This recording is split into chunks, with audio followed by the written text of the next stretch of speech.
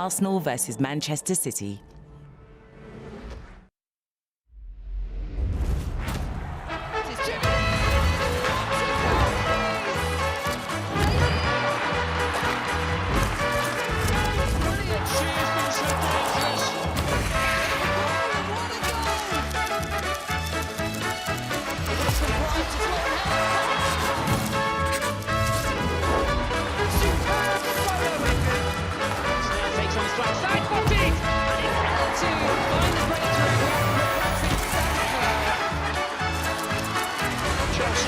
Champions.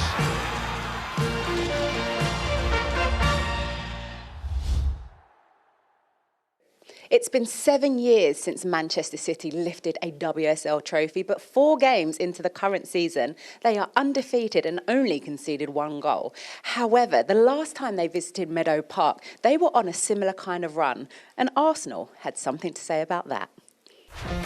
What a title race we have on our hands in the WSL. Waiting in the centre, and there is Buddy Shaw, and there's the lead for Manchester City.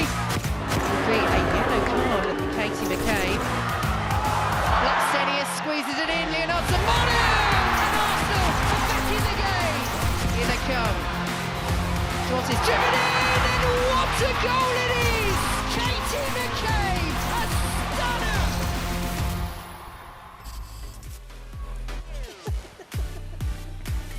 The ship has officially been steadied. Arsenal spent the start of the season looking up the table, but 2 wins in their last 2 games, and things appear to be moving in the right direction. Team news: Beth Mead and Vivian Miedemar are both back from injury and start on the bench for the 2nd game running.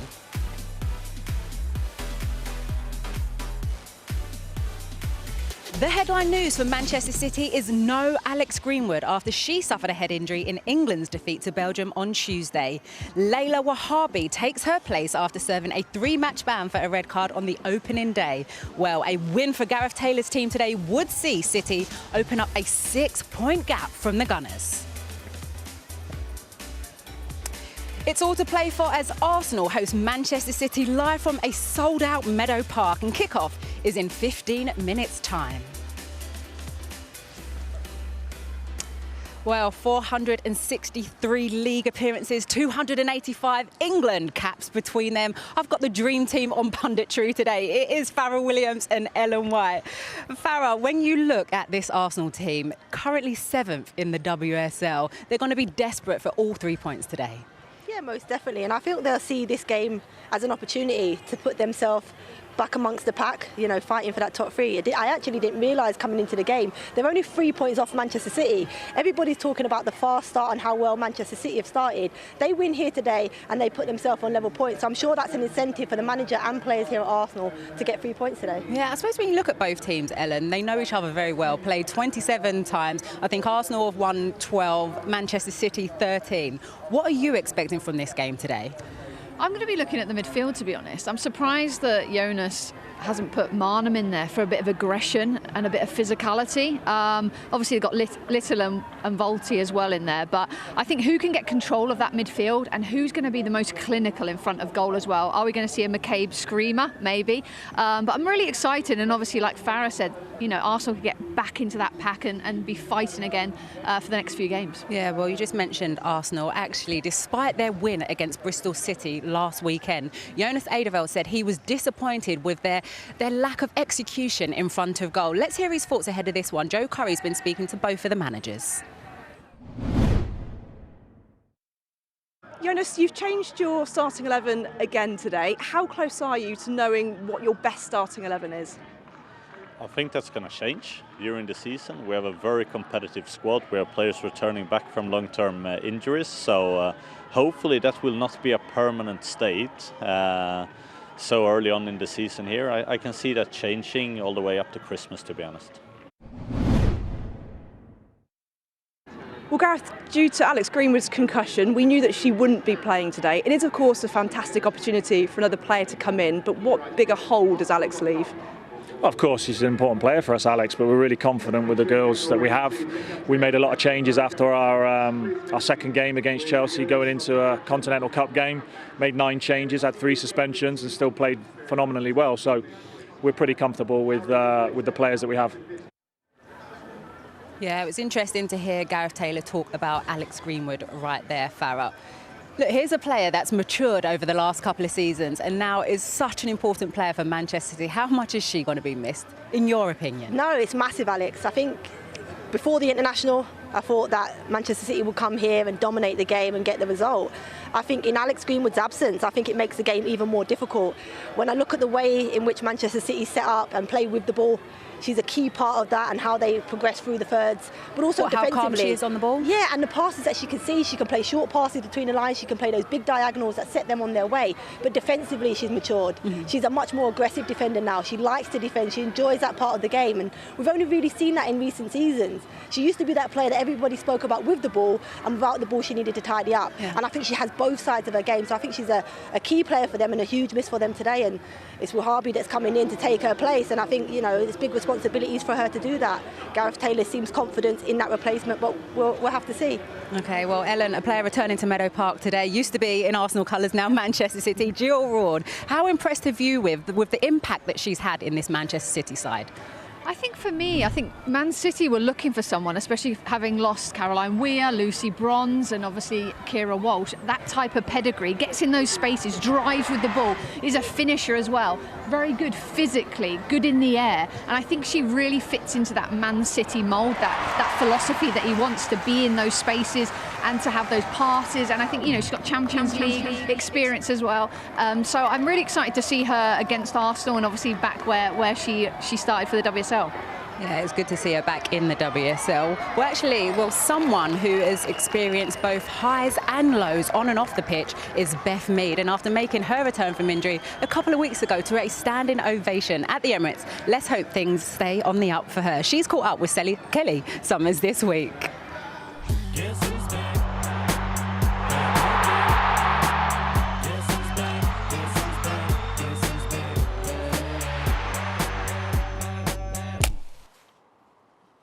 It was last November when you did the injury. Did you know straight away just how serious it was? I knew something wasn't right. I think that's why I got myself upset walking back into the tunnel and stuff after the game. And it was tough to take. And I think, you know, the World Cup was coming up, and you know it was probably going to be a little bit too early to get there and stuff like that. I think they were the hard moments to take. I bet especially when Viv went down with the same injury, you couldn't believe that, given the fact that you lived together, the fact that she'd seen you do it as well. What was that like? I mean, I got sympathy for a week for mine, and then she joined in really, so it wasn't ideal. Yeah, we weren't great between us. I remember the night that Viv did hers, I think we laid in bed that night and she had a brace on and I was prepping for surgery, and we were just looking at each other's knees like, don't know what we've done to deserve it, but at the same time, I do believe things happen for a reason, and I got some precious time at home with my mum because I wasn't able to play football. So on the other side of it, yeah, it's not all about football. What maybe people won't know is that you did lose your mum so soon after doing your ACL. What was that period like for you? Yeah, unfortunately she passed away just after New Year, and I always believe that my mum's with me, so that's kind of what gets me through, and I know she would very much be angry at me if I wasn't doing my best and I wasn't pushing myself to get back in the game. Let's start with the positive then of your return at the Emirates Stadium just a few weeks ago. Look, you've got a smile even when I mention it. It couldn't really have gone too much better, could it? I think to get the first game, get back on the pitch and just not think about it was great.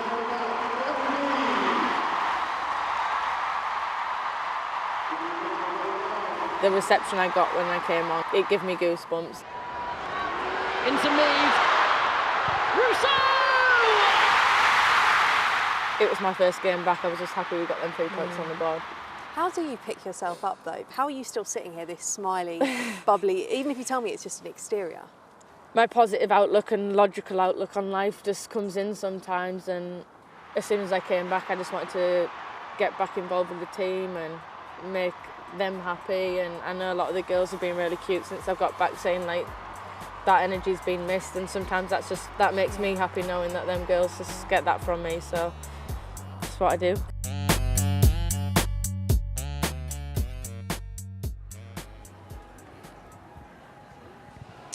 So great to see Beth Mead back and smiling, Ellen White. It's amazing.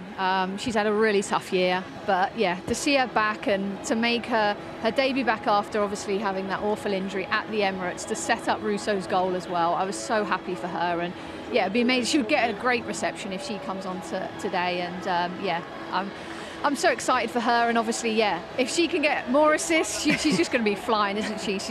It's nice to see my name actually there as well. That's very nice. We did that especially for you. We didn't cut that one off, I know, Ellen. you could have probably cut that one off. But no, I appreciate that. No, what she does, the assists she creates, what she does for Arsenal is phenomenal, and I'm so happy for her. But what do you think overall with Arsenal at the moment, Farah? Because they're yet to start the same 11. I think only 3 players have started all 4 games. Is that a sign that Jonas Eideveld does not know his best team? I think so. I think he's signed a lot of players in the summer. I think they needed to in order to strengthen, you know, the squad and the squad depth be more stronger than it has been in recent seasons. But I'm surprised he hasn't played a consistent 11. I understand that he said in his interview before that, you know, the team will continue to change until Christmas. I understand that because we've got Vivian Miedema and Beth Mead to return to the squad, so I can understand it for that reason. But he come into the season knowing those 2 players weren't available. So he should have already started thinking about what his 11 might look like. And then I think we would have got a more consistent performance out of this Arsenal team. But I think he's closer to knowing his 11. And I think, you know, there is only a few games between now and Christmas for them. So I can see changes. But hopefully he finds it soon because they can be a real force. Do you think there's a lot more pressure on this Arsenal team at the moment? I think so, because they haven't performed as well as they would have liked to. So I think this is a big game for them, a big performance needed, and hopefully, you know, for us and for me as a striker, I want to see lots of goals. You always say that. Every Ellen White wants to see goals. We need to get you a new line. Well, I tell you, someone, a double act that have great lines. Let's get you over to our commentary team right now. Rachel Brown-Finnis is alongside Robin Cowan. Thank you very much, Alex. It's Rachel alongside me, very much the opposite. Likes to see the goals being stopped. But here we have a huge game in the WSL. League football returns after the international break. Arsenal, who pipped Manchester City to a Champions League place last season, have yet to convince so far. A result against the early frontrunners would put to bed any lingering concerns about the season ahead for the Gunners, while City, a settled squad, one of 2 teams yet to be beaten. This will be a big test of their resolve to preserve that impressive early record.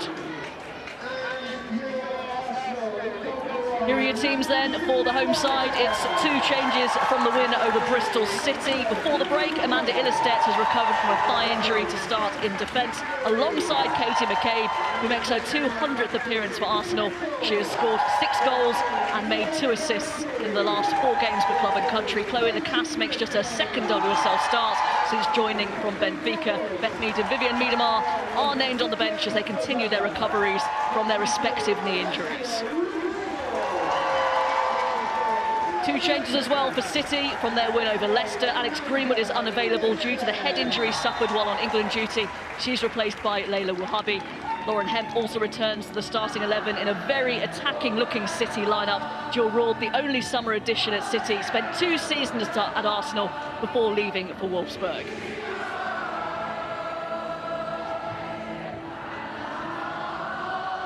Rachel Brown-Finnis, you're interested in how the game this afternoon will play out in the wide positions in particular?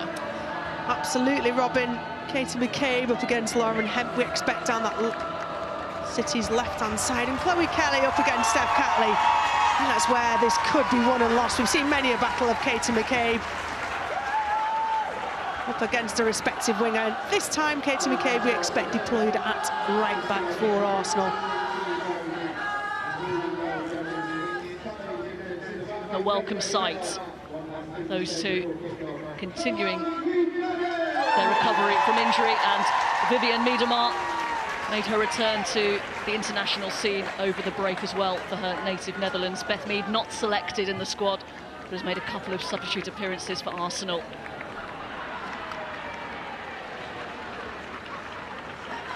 So we are just about set here at Boreham Wood. First time Arsenal have played here this season. Rebecca Welsh, the referee today. Started the league season at the Emirates. See if home comforts could extend here to their usual home, Boreham Wood.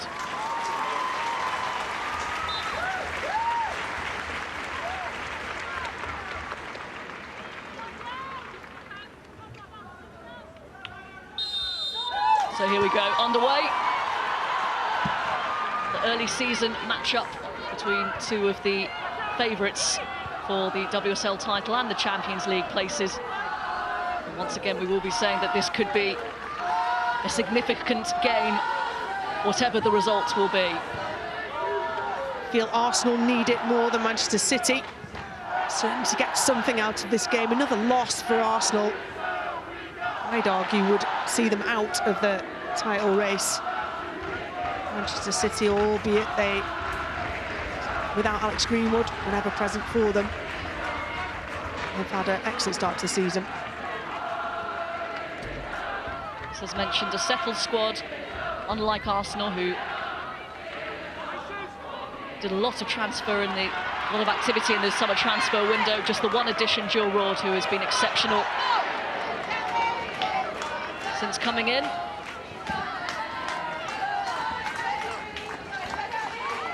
It is helped on here too, Roord, the Dutch international, formerly of Arsenal. She was very much a fan's favourite, and a big loss to Arsenal, I believe, when she did leave. We're happy seeing her back here in a City shirt. She's been wonderful for Manchester City so far this season. Roord out to Chloe Kelly. Delivers the cross towards the edge of the penalty area. It's Shaw, and it's wide. You can already see the rotation of that front three, plus the number 10 position. Jill Roord, Chloe Kelly, Khadija Shaw, Mary Fowler, Lauren Hemp, all rotating across those positions. And this time, Bunny Shaw should have done better. Mary Fowler lets it go. Not on a preferred foot, Bunny Shaw. Already signs of danger for City. Scored in this very game last season, which Arsenal won in the end, thanks to a trademark Katie McCabe rocket. Danger for Arsenal here. Hemp prevented from taking the shot. That's good closing down from Illistedt, but she's still got it, Hemp. And slipped at the vital moment, and it's out for a goal kick. A couple of early scares here for Arsenal. Actually good defending up against Lauren Hemp in those tight areas. Pressure from Pelova, coming back to defend. Know that you can't have a nibble because the quick feet of Hemp, what that would result in.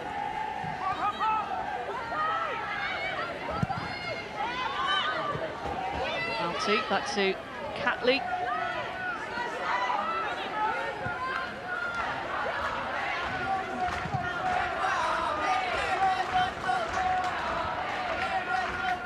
Spreads the play out to Katie McCabe, who is lining up at right back today. Pretty much played every single position for Arsenal since joining in 2015. 200th appearance today.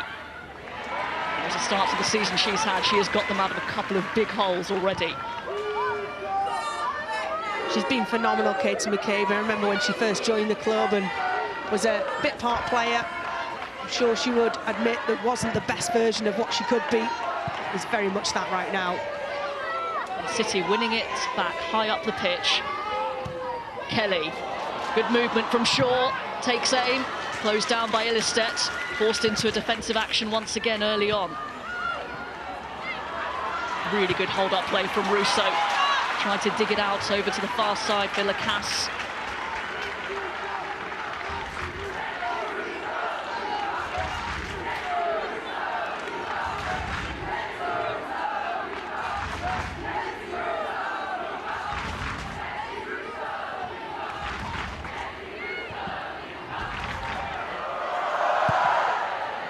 Keating's turn to get closed down. Kelly motoring back to keep that in. She's very much part of the play, Kiara Keating, as far as how to build up. Admitted, I talked to her week before last and said her superpower or her strength is ball at her feet, playing out, and that's how Manchester City want to play. Play out from the back, thread those balls through. And she's earned that starting position. Big call from Gareth Taylor 3 senior goalkeepers, well, 2 senior goalkeepers. You could argue she's the least senior, and she has got the nod at the start of this season. Well, Sandy McKeever now, senior international with Scotland, and Lee Robrook clearly. England's #1 formally. I think Leah Balti knew that was a ill-timed challenge. A yellow card is accepted without argument.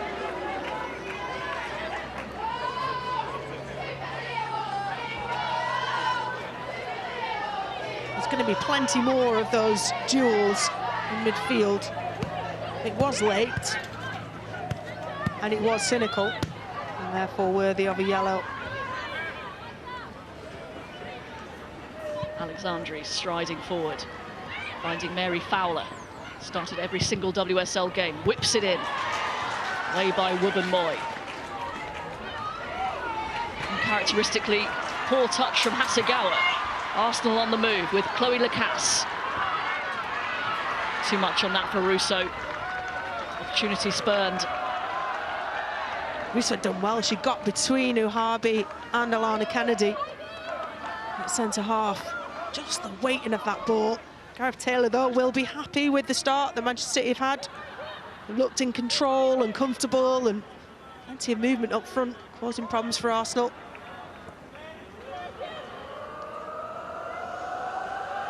Some raised eyebrows about his new contract after the 4th place finish last season. The worst finish they've had since 2014.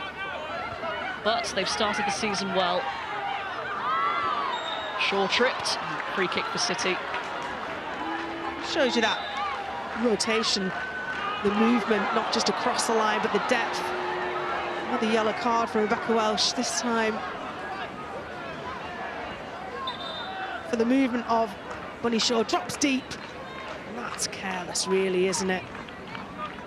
Poor tackle. Poor timing from Palova.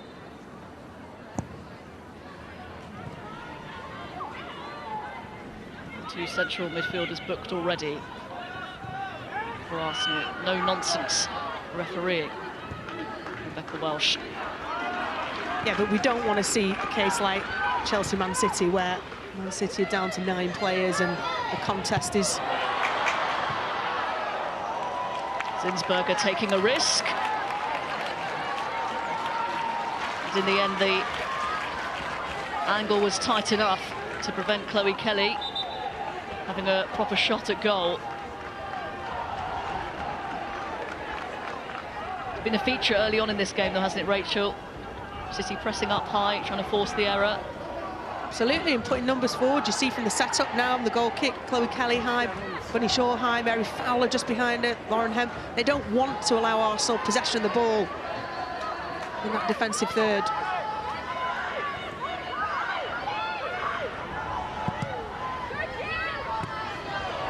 Given straight to Rord. Kelly, she got the contact on that pass that she wanted. Tried the first time to Hemp.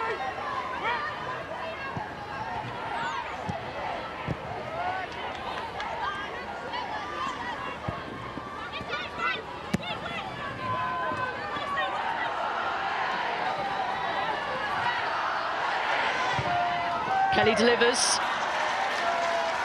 Wubben Moy in the way. Ultimately, that's come from playing up from the back. You can see the press. As a goalkeeper myself, former goalkeeper myself, you have to ultimately take responsibility for the decision. Its consequence is a corner. Its consequence could be worse. Zinsberger has to mix it up and go long sometimes.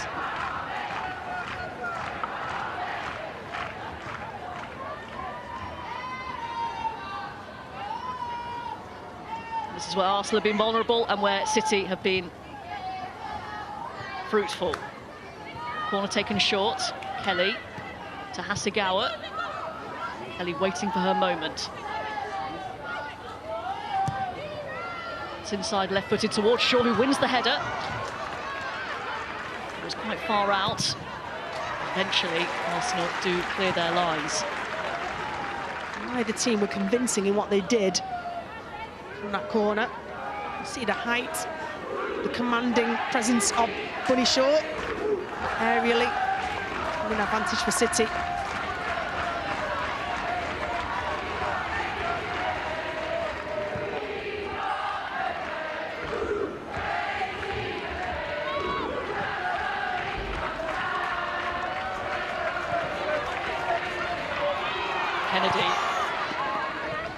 turning away from Caitlin Ford just in time, and Morgan, a great ball down the line for Shaw. Real intelligent movement from the Jamaican international. It's Shaw. You can see what she was trying to do there, but gave Zinsberger too much of a chance to gather. Just not enough angle from Bunny Shaw. As you mentioned, excellent run on the back shoulder of Ubenmoy.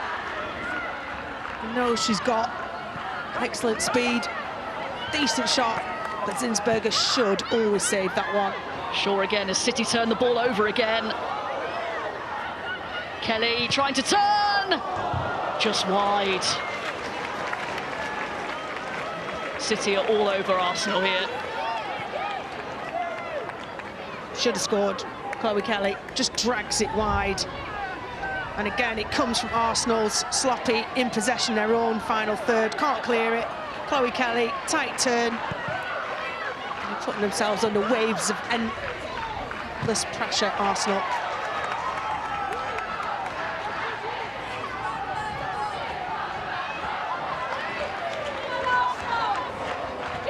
Chloe Kelly against the club where it all began. Spell it, Everton in between. Best part of a year out with an ACL as well in between. Won a Euros in between. Well, it's already been quite the career for Chloe Kelly, and a lot more to come, you suspect.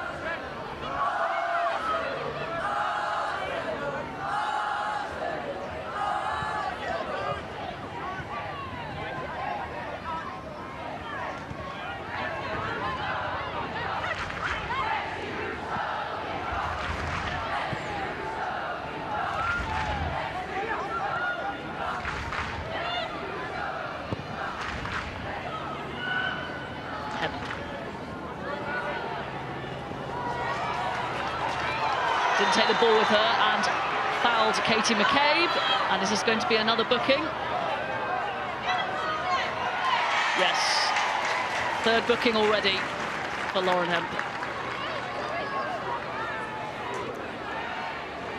Another one who's already been sent off this season. Well, we're seeing yellow cards being brandished for potentially things that previous seasons hadn't been done, but this is Lauren Hemp. I like how she's drifting centrally, but has to do that for England as well as Manchester City. Alexandria just about holding off Alessia Russo. Palova slips it through for Ford, and Catley! Beautiful finish! Arsenal absorbed all the pressure, and against the run of play, they have taken the lead against Manchester City. Big, big goal for Arsenal.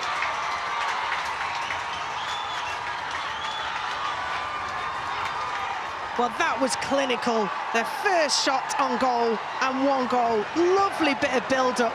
But you see how free Steph Catley gets at the back post. It's given away pretty cheaply by Manchester City. And then that space, look, Esme Morgan gets dragged across centrally, and Catley in acres of space in that vacant left side position just dispatches it into the top corner past Kiara Keating. Nothing she could do. Brilliant presence from Caitlin Ford to draw two defenders and slip it past. Look at that for a finish. Exactly what Jonas Eidevall would have wanted from his team in response to City's dominance. Only her second WSL goal, and her first since November last year. So they come around but once a year, but that seemed to be worth the wait. Brilliant finish. How many times do we see players crumble a little bit as she had 3 or 4 sky blue shirts running towards her. She kept her cool, picked her spot, and Kiara Keating had no chance of reaching that at all.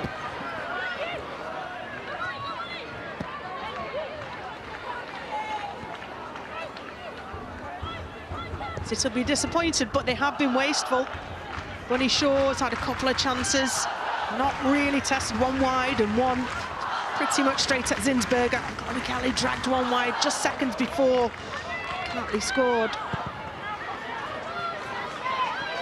Catley free again. So that is the risk of the high press, is that if it's beaten, a little light,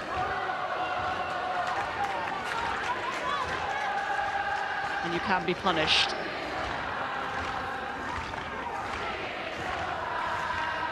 Ilestad's dealt pretty well with the 1v1 battle with Bunny Shaw. Good physical matchup.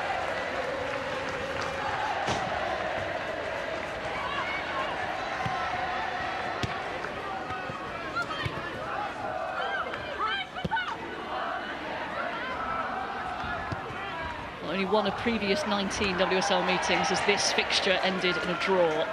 We usually do have a winner. A lot of time to go in this one.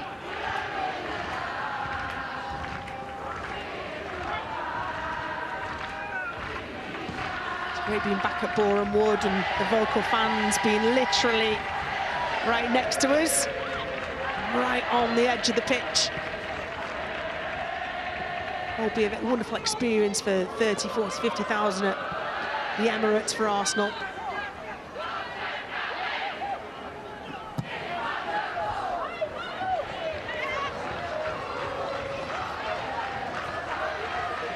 Get the best of both worlds nearly, don't you? Have the Emirates and the crowd there, but then this more compact space. Played here many, many, many times against Arsenal. And it's quite a daunting place with fans on your doorstep. Oh, now it's going to be a penalty for Arsenal. Keating not quite quick enough. Lacasse. Some sharpness of movement and mind, and she got there just ahead of Keating. Really, really good play. And a yellow card for the goalkeeper and a penalty for Arsenal. Late tackle. No doubting that that is the correct decision. Again, it's the press of the attacking players, and she just didn't see her coming, I don't think, Chiara Keating, or certainly didn't see her coming at the speed that she was.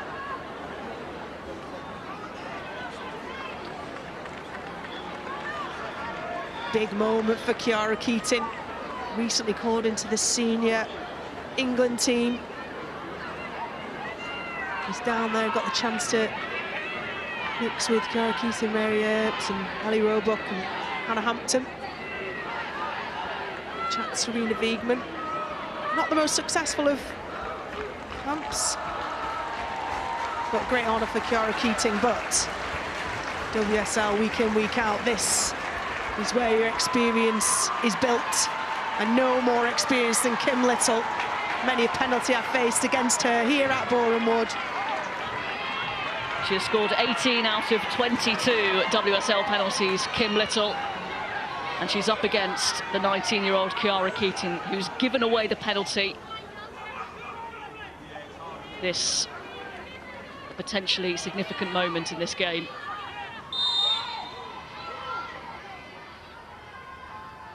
It's Little. She saved it. Well, what a moment for Chiara Keating. What a response. The girls before wanted goals, I wanted clean sheets. Well done, Chiara Keating. Full length stretch, not many that Kim Little misses, but just off the ground, gives that chance for the goalkeeper. Here comes the corner, well cleared. Back in by McCabe and over the top. Amanda Ilestedt, who showed her goal-scoring prowess at the World Cup. Touch eluded her that time. Great ball in from Katie McCabe. See Chiara Keating starting to come. It was going to be in no man's land, but it's Ilestedt who lets off Manchester City. Just need to ride this Kiara Keaton in the City goal just needs to recompose herself. Brilliant save. But that cortisol that's released in that moment just needs to be calmed back down.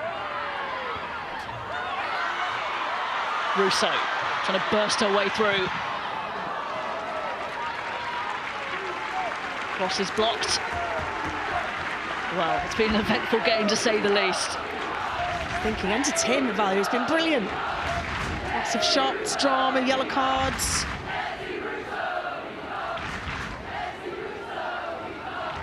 This could be a turning point. That was a chance for Arsenal to go 2-0 up, and they haven't taken it.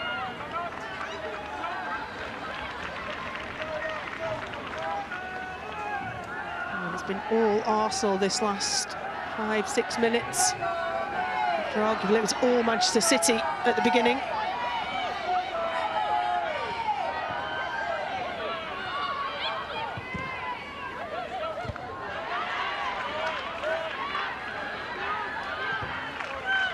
Here's Roord. Ruben Moy stepping in. Oh, what a touch from Ford. That is gorgeous, and Ford! Good goalkeeping from Keating. That would have been a wonder goal. Well, Kiara Keaton's undersold herself, because that could have been top bins, it could have been top hand, but she gets her feet across and makes the save look pretty routine. But the footwork, if you get a chance to see that again, is what makes that save. Step gets a foot in, but Shaw still going. It's towards Kelly, well held. Zinsberger. Good commanding catch from Zinsberger. A couple of shaky moments in possession, Zinsberger. Had a little word with Jonas Eidevall after Arsenal had scored, wondering what tactical advice he was offering to her. Really good turn from Lacasse, and she's away from Wahabi. Went for goal. There perhaps was a better option there. Valti making her way to the edge of the box. Here's McCabe. There's space for Ruben Moy. Fires it to Caitlin Ford. It's away from one, and then a big challenge from Roord. A fair one.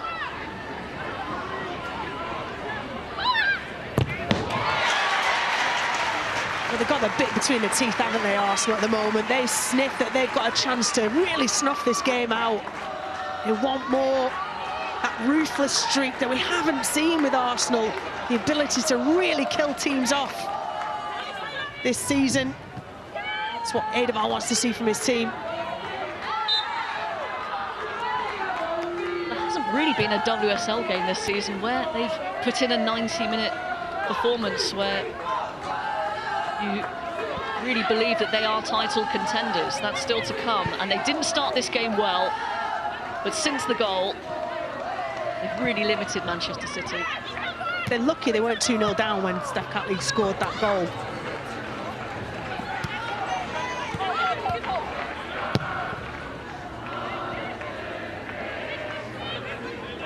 Alexandri onto Fowler. Arsenal win it back. Kim Little will give it away. Shaw shielding it well.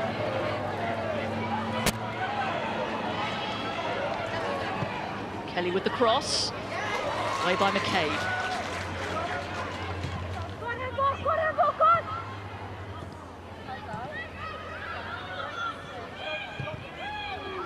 Hasegawa.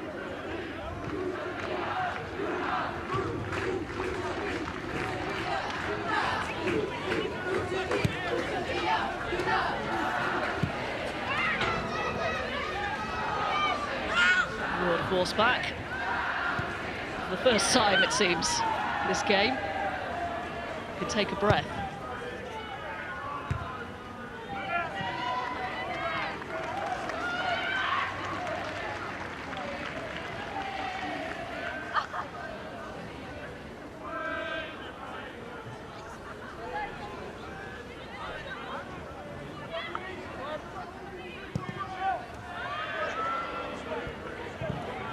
Little down the line for the pacey Chloe Lacasse. Lovely drop of the shoulder there from Alexandri. Hasegawa into Shaw, heavy touch. Worked back to Zinsberger.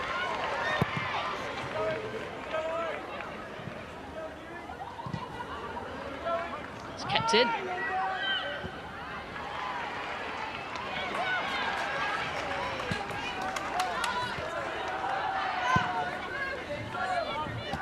It's the Arsenal goal scorer, Steph Catley. With a step. Finds Ford, but the flag is up. Not much in it, but good discipline from the back line of Manchester City. That is where Arsenal are looking dangerous. Caitlin Ford, particularly down this left-hand side with her. Lacasse seems to be beaten. Alexandra for pace as well.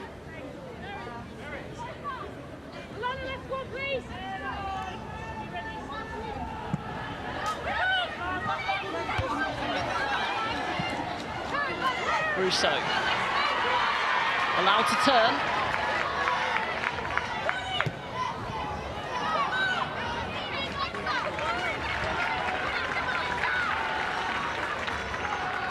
This is slightly, perhaps, controversial incident ahead of the penalty. Alessia Russo perhaps hoping that she'd get the chance.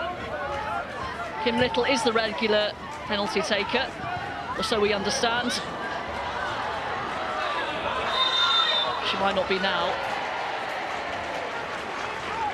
Oh, well, most number 9s do take penalties, with one massive exception who we have on the sideline today.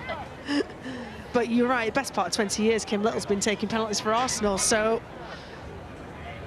Alessia Russo may have that discussion. Hopefully Alex Scott and Farrell Williams spare Ellen White that particular discussion. I don't think it's one she particularly enjoys having.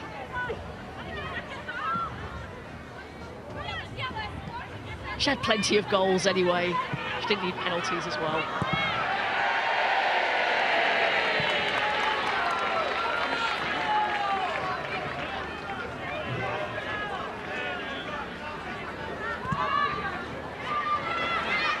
Catley. Russo. Trying to go round the outside, forcing Kennedy to put the ball out of play for a corner. This is the swell of confidence that Arsenal have shown since that goal. Keep putting Manchester City under pressure. Does well, Alana Kennedy, to get back.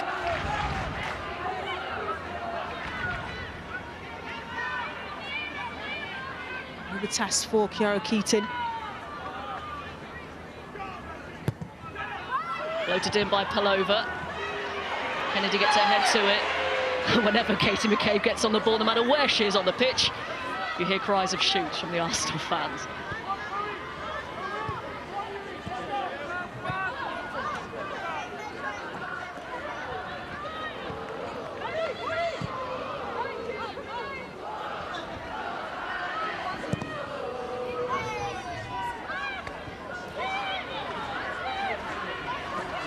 Nicely done.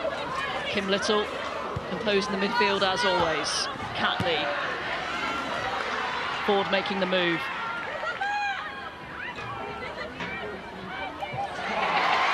Turns away from her Australia teammate. Finds Palova. McCabe. Oh, lovely flick. Just not quite precise enough to find Russo, but Arsenal now brimming with confidence. Testing this makeshift back line. A lot of changes for the back line of Manchester City. Dealt really well. Lovely little flick from Caitlin Ford. Good positioning from Esme Morgan.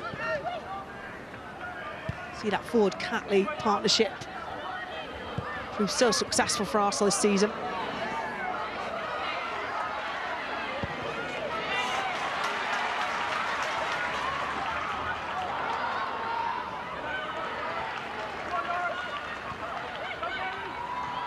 Palova. On McCabe. Kennedy stepping out to defence and winning it back.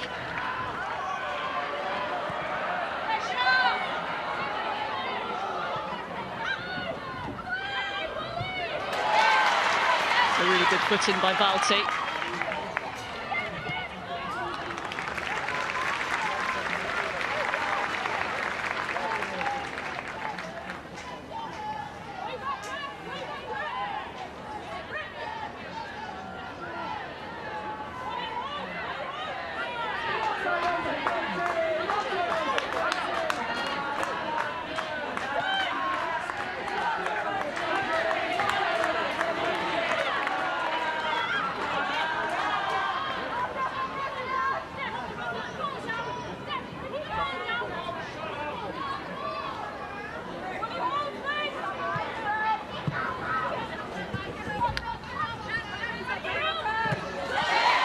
Clean challenge from Woodman-Moy. Advantage played as she was tripped.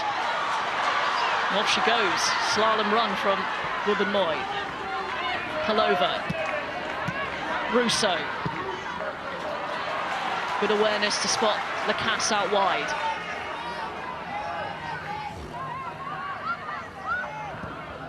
McCabe.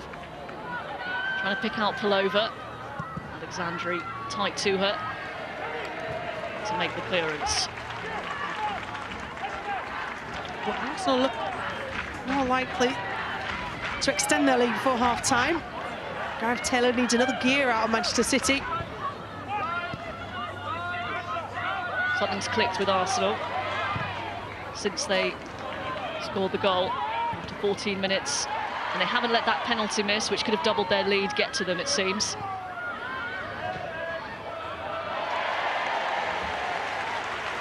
Arsenal just giving them no breathing space whatsoever at the back.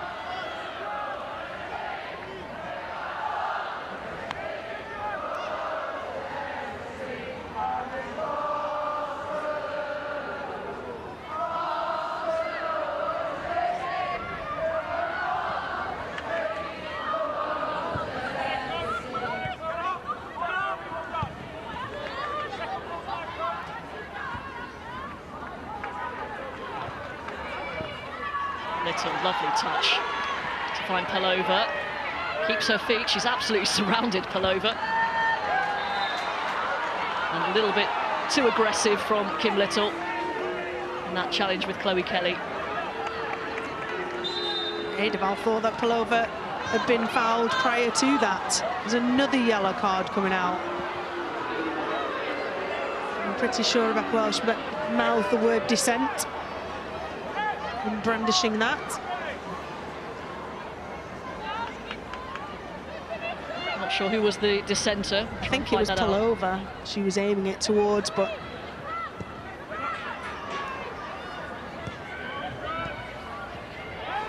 I should say if it was Palova, she wasn't booked earlier.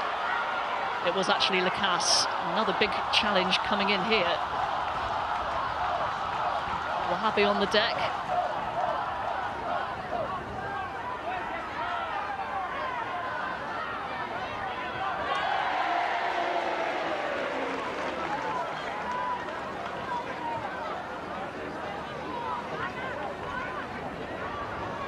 Wahhabi in the book for Manchester City.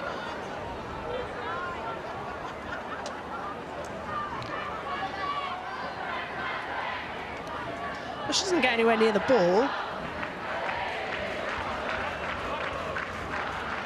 There's a mounting number of players. Rebecca Welsh's yellow card. I hope she's written them down in small handwriting.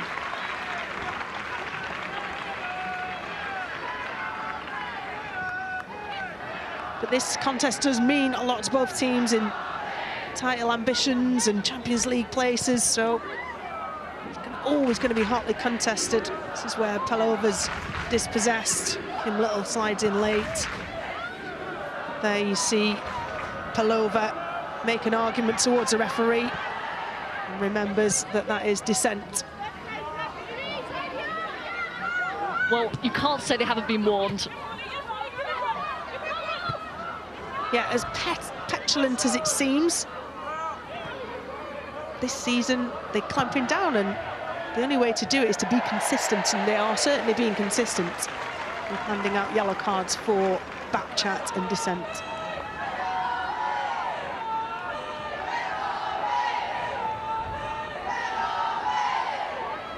As Manchester City know all too well. That was the only points they've dropped so far this season. They managed to hang on against Chelsea with 9 players.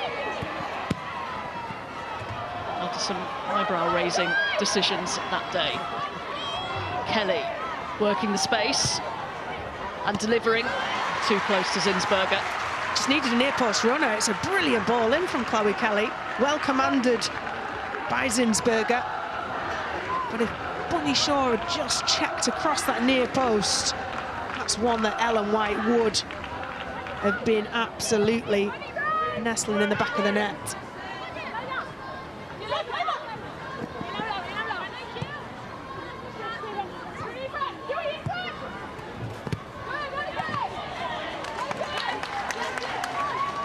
Into the final 10 minutes.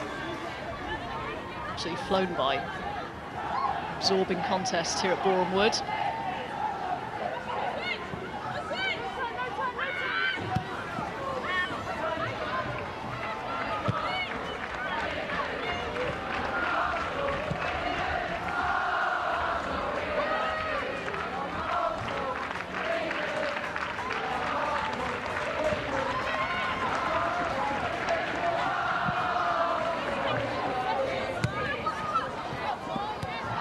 Touch. Chloe Kelly into Shaw.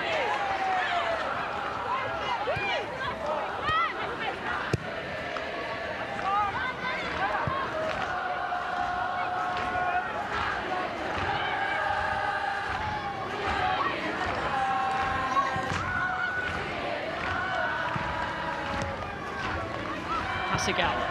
Now Morgan.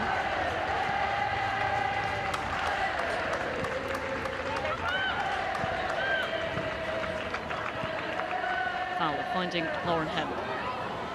It's a crisp 1-2 between those two players. Fowler, Roard, took a deflection. Palmed aside by Zinsberger, back in by Kelly, towards the back post, off the bar, and away by Innerstedt.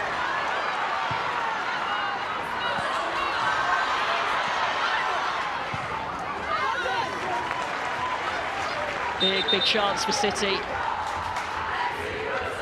Melee, wasn't it? Great recovery in the back post from Lauren Hemp to recycle it. Mary Fowler gets into space, leaves it to Jill Road. Deflection makes it a bit of a late decision for Zinsberger. Oh, Lauren Hemp onto the bar. City will be wondering how on earth that didn't finish up in the back of the net. Pretty routine save, but Zinsberger is down on the floor being treated right now. So worry in sight for Arsenal. So close. Bit of a clash there with Bunny Shaw. Arsenal continue to repel everything that Manchester City has thrown at them. And just a little reminder for Rebecca Welsh, who has been booked. And this was the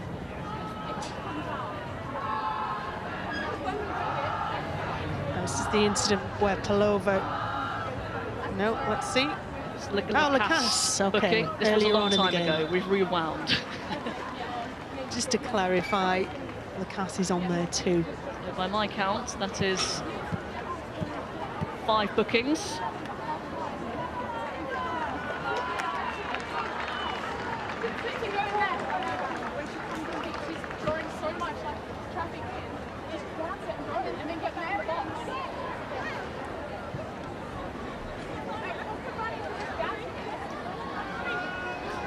Diligent from Rebecca Welsh.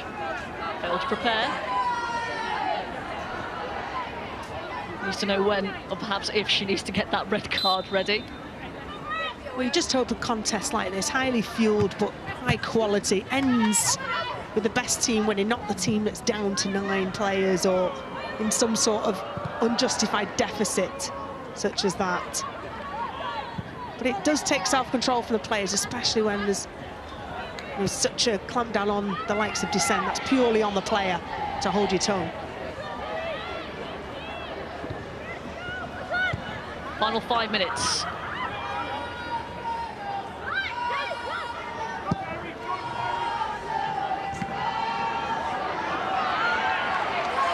Dispossessed from the cave. And a challenge from Mary Fowler. And just a foul this time, looks like. Right decision. Lovely little bit of play from Katie McCabe. One of the players not booked this afternoon. Just draws it between two players and is always going to draw the foul for her team. She's 6 bookings this game, 3 apiece.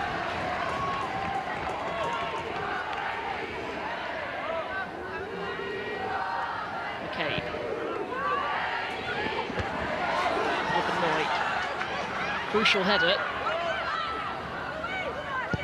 Rousseau. Good play. Finds Lacasse.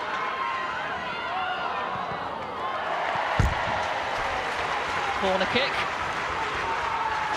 Excellent defending actually there, because Lacasse was full speed and tried to nutmeg the defender. Does really well to get her body in the way and only concede a corner.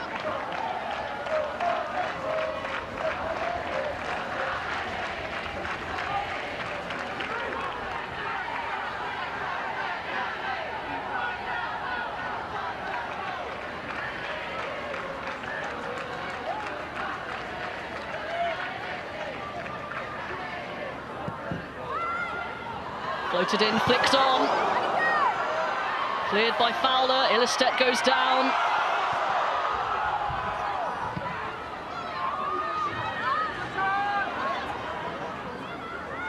Picked up by Leah Valti.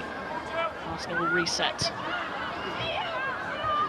Arsenal have certainly not made the most of set pieces and corners.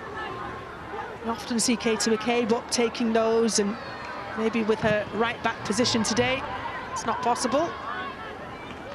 They tend to have been absorbed by Manchester City and cleared by Gareth Taylor's side. And tonight you can see all the highlights from all the WSL games on the Women's Football Show tonight, 11:35 on BBC One. And our next outing in the WSL, Tottenham against Liverpool on BBC Two. That's next Sunday. Again, we start at 12:15. Arsenal ending the half strongly.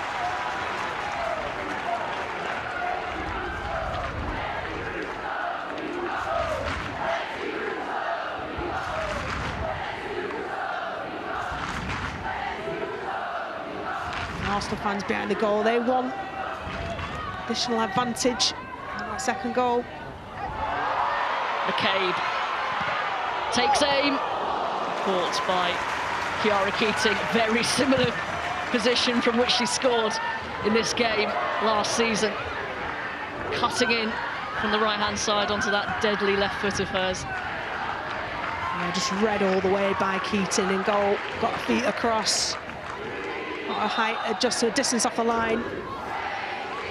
Watched it all the way in. Steph Catley, beautiful finish. Still decides this game so far.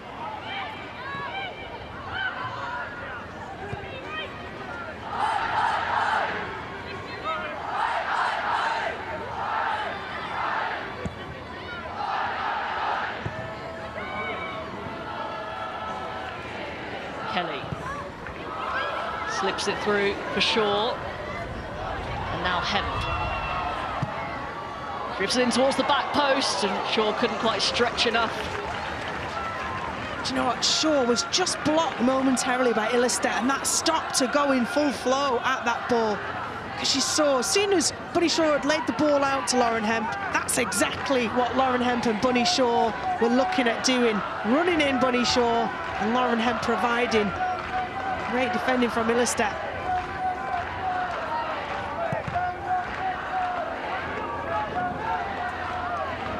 Loose touch from McCabe. gifts it to Hasegawa. 4 minutes of time added on. Hemp cutting inside. Again, that ball to the back post towards Shaw. One by Illister. Wahabi came onto it, but didn't get the connection, and Arsenal clear. Oh, a slight mix-up there. Keating very far out of her line.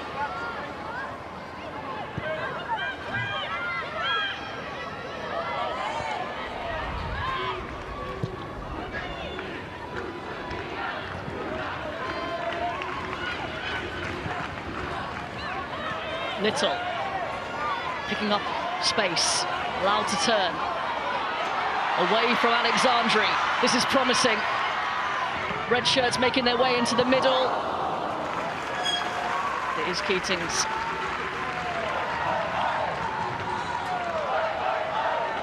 There's plenty of wizardry from Kim Little over the years. She's able to play in that holding midfield alongside Volti, or she gets to go forward, she can still skip past players.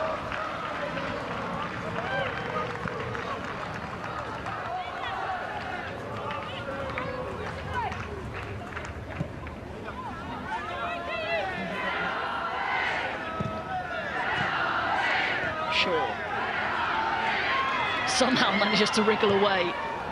Brilliant play from Shaw. Helly tried to cut inside. McCabe read it. McCabe is fouled. A free kick for Arsenal. Katie McCabe read that situation perfectly. Show how much contact there was on Katie McCabe. A good run forward from Chloe Kelly. She knew that once she cleared it, Chloe Kelly was going to have a forwards tackle.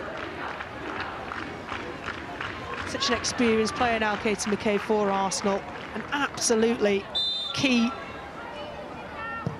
in the real character of the overall team. Great to see those two back as well. Russo invites Lacasse forward. But out of play under pressure by Wahabi.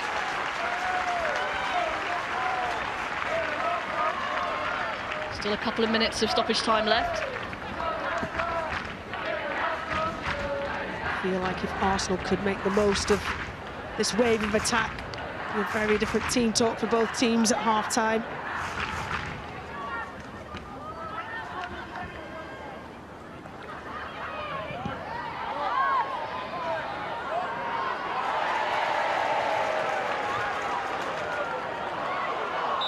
McCabe pulled up for the foul throw, and she knew it. Slippery hands, it seems. Well, it's one of those where you want to go early, and you 70% do go early and then think, oh no. And it's irretrievable. Foul on Kelly. One of the 6 players on a booking. Has to be careful because slippery customers, the likes of Chloe Kelly and Lauren Hemp, playing up against her. One ill-timed tackle and Lacasse, as time could be done on the pitch. Wonder if the benches might be used a little earlier than planned because of the situation that these players are in. Some of them are in, at least. Russo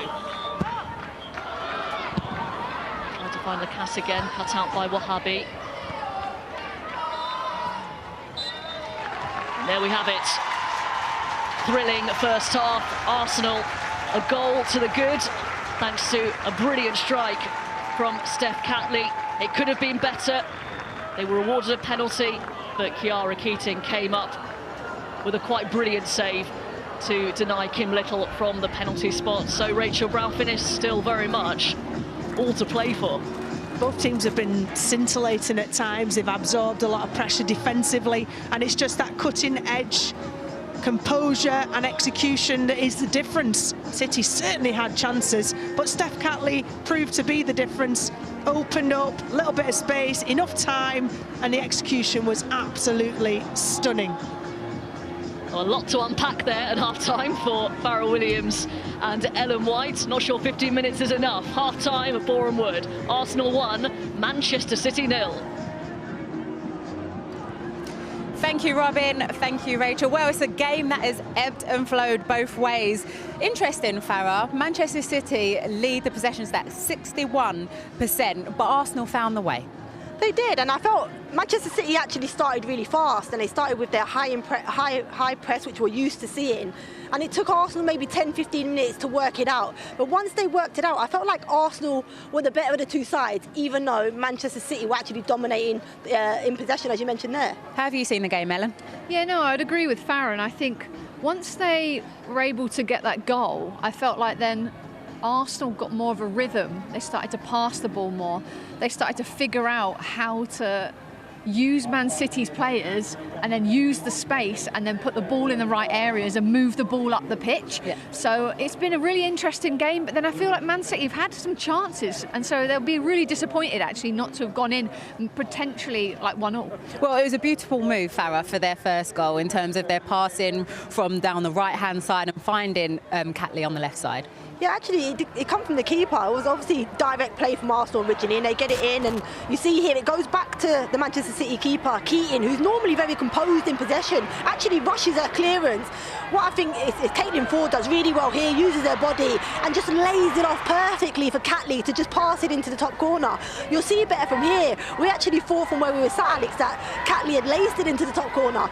She actually passed it with the instep, but here, Caitlin Ford, fantastic, uses her body well, holds up play, and I think the layoff, Ellen, was beautiful. It was beautiful, and I actually really like movement from Ford. She really comes in field, which then drags Morgan with her, which then creates that space for Catley to then come on the outside. But a beautiful finish, and I'd be very proud of that. And I said goals, so we got a goal. One goal, Ellen, one goal. Well, you can see from Catley's reaction and her celebration, it's actually only her second WSL goal, but they could have made it too with the penalty, Farah.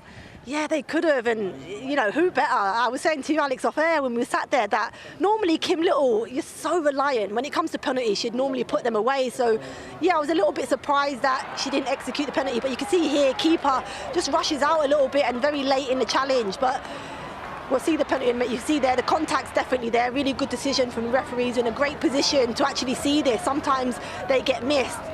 But the penalty itself, Alex, there wasn't much conviction in it from Kim Little, which for me surprised me a little bit. As I said, I'm used to seeing her, you know, hit the back of the net with these, and it's a fantastic save. So Keaton actually does really well to redeem herself there and fingertip save it onto the post.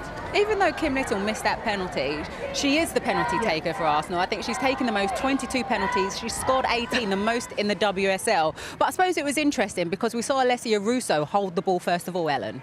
Yeah, I think Ellen would have been holding it, by the way. Thanks so much for bringing that up. I really appreciate that.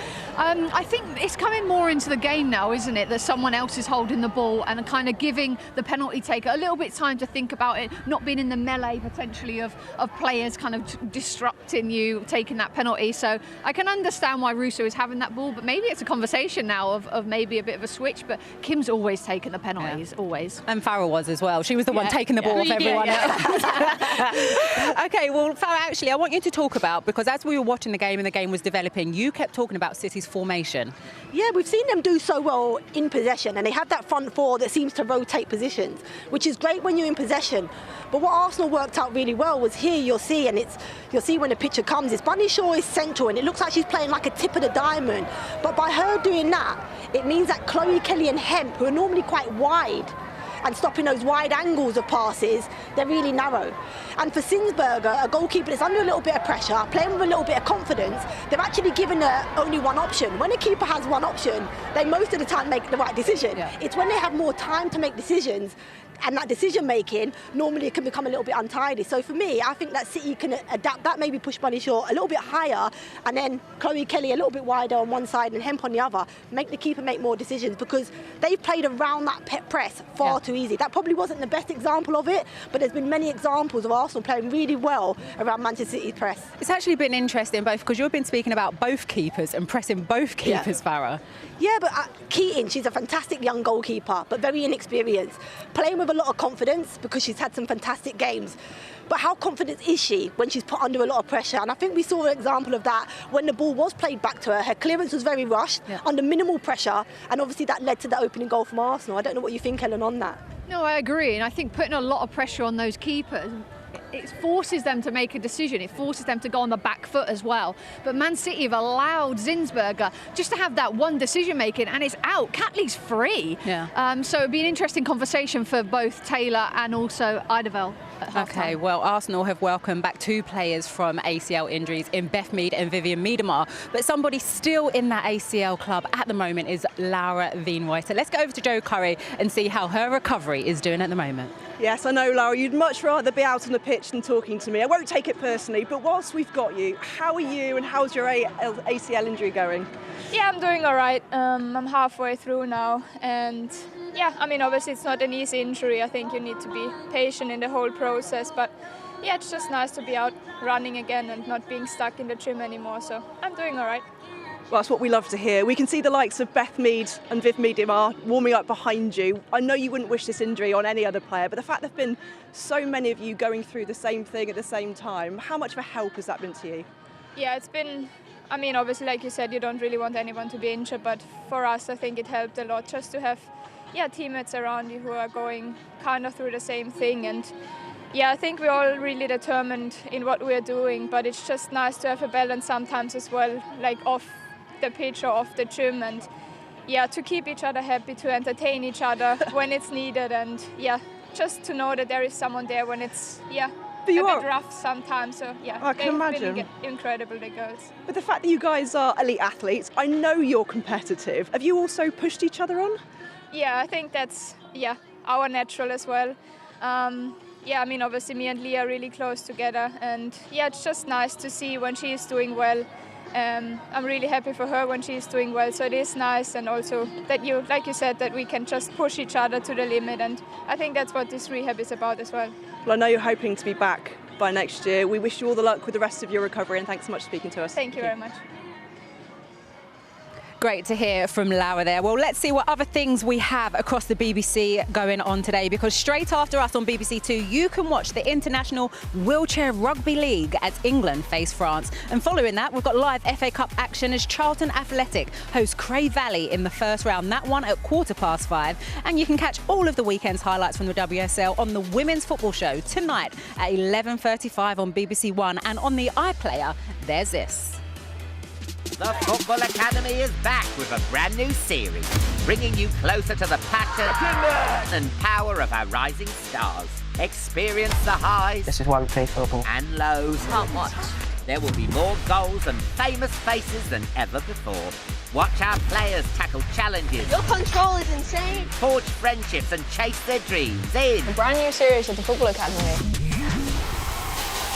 Watch now on BBC iPlayer. Well, Aston Villa are yet to pick up a point in the WSL this season. They faced current champions Chelsea yesterday. If you missed it, here's the best of the action. Corner work short this time. Here's Fleming. Chipped it to the back stick. Oh, and cleared off the line by Daly. Danger's not passed yet. There's Millie Bright. 1-0 Chelsea.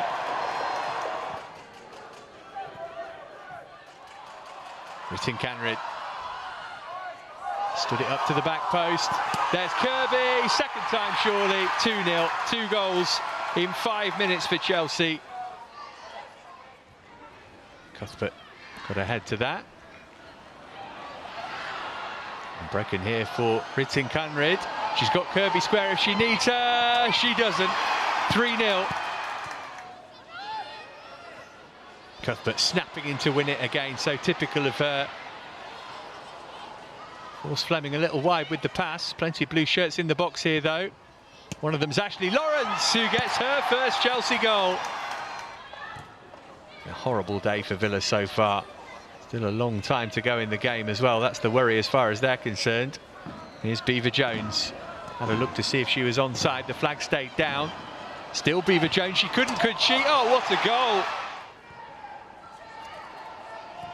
Fleming. Ritting-Canrid. Beaver-Jones amongst those in the middle. Checo trying to stop the cross. She hasn't been able to, though.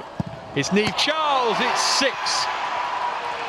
Sensational from Chelsea. 6 goals, 6 different goal scorers. They're going top of the table in style. Yeah, a comfortable day for Chelsea, and actually big news coming after that Emma Hayes will be leaving Chelsea Women at the end of the season. After 11 years manager at the club, she's made a huge impact, not just at Chelsea, for women's football in this country. It's going to be a huge loss for Chelsea, Farah.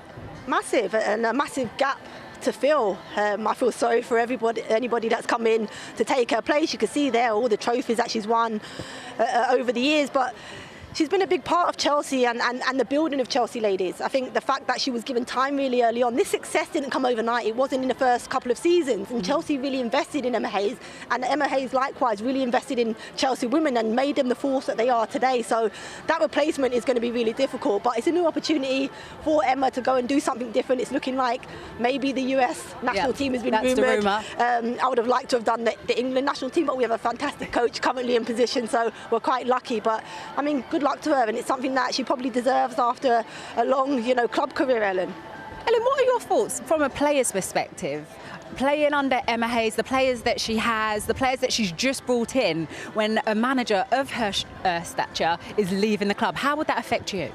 Well, first of all, I think, who she's brought in over the years has been phenomenal, and people talk so highly of her. I think they'll be absolutely disappointed, but they could probably totally understand her wanting to make that role and that step potentially to be the US national coach. But yeah, she's been incredible and such empowerment for female coaches as well. OK, we might have time at the end of the game to carry on this conversation, but let's get back to today's game.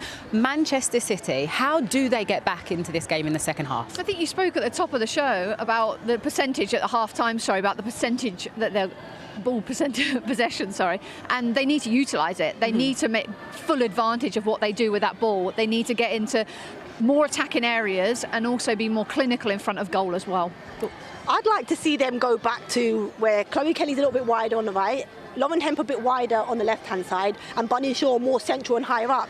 Arsenal aren't very good at defending crosses. That's a known fact. Manchester City are very good at those deliveries, and Bunny Shaw's strength is getting between centre halves and putting the ball in the back of the net. Why they haven't come into the game with that tactic is beyond me, but maybe they might change at half-time. I'm not a coach.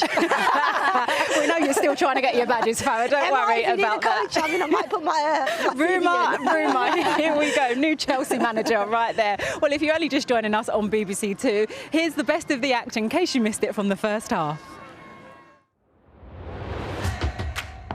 The early season matchup between two of the favourites for the WSL title.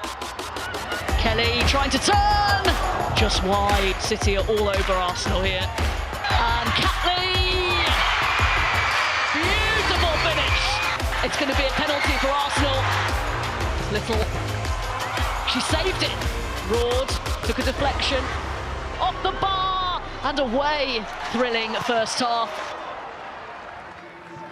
Well, social media has just gone into meltdown, Farah Williams. Apparently there's a contract already on the table. So I won't be here at the end of the game? Yes, you're off. I'm off. Well, as you can see, Manchester City players in the huddle. Some final words about getting back into this game. Can they get anything from this game today at Meadow Park? Let's get you back over to our commentary team. Rachel Brown-Finnis is alongside Robin Cowan. The campaign starts here, everyone. Farah Williams for Chelsea. She won't get enough holidays. Oh, just you wait till she gets hold of you at the end of the game. I think we all want to see it. Anyway, let's concentrate on the game here. Well, I will say she drives a hard bargain. So Arsenal with a slender lead. They can take a lot of confidence, though, from the way they performed, maybe bar the first 10 minutes or so. Yeah, and Edeval will reiterate to Arsenal that they're lucky that they weren't further behind, sorry, that they hadn't conceded in those opening 10 minutes, can't afford to give up possession and allow Manchester City to come at them. To start as they finish the first half, Manchester City, Arsenal. Well, Gareth Taylor as well. And as Farah pointed out, Bunny Shaw has threatened without producing so far, but she is certainly their biggest threat in terms of attack. Arsenal on the front foot as we begin the second half. Okay. Chips it towards Little, who keeps it in. Retrieved by Caitlin Ford. Trying to play in Catley. Shaw's touch, well, it let her down, but she's won it back brilliantly. Broad. Space here for Chloe Kelly. City on the charge early on. It's Kelly! Drags it wide. Hasn't found her range so far. What a ball from Jill Roard. Just saw the marauding run forward from Chloe Kelly. Takes it down and absolutely opens up the Arsenal defence. Katie McCabe does exceptionally well to get back across, make up that ground and narrow the angle for Chloe Kelly. This one whistled wide. And the speed of Kelly and Shaw and Hemp is always a real threat. It's just been a couple of defensive lapses for Gareth Taylor and Manchester City. They've not done an awful lot wrong. The goal was disappointing, and then conceding the penalty. Cara Keating saved it to keep it at 1-0.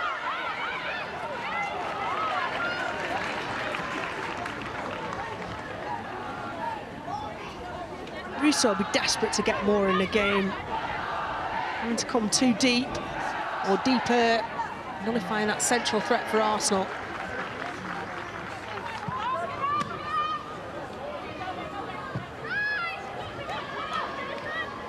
Lovely touch from Palova. Kim Little keeps it going. Valtu. Now Catley. Onto Caitlin Ford.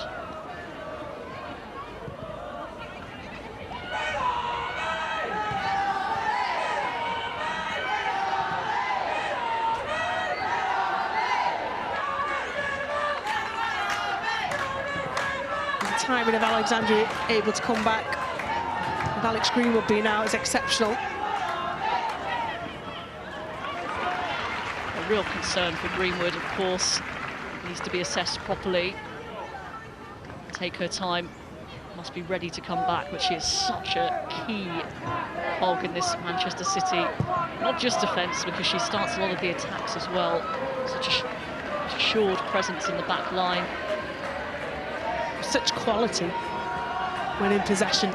Alex Greenwood, short passes, long passes. She's like a midfielder playing at the back.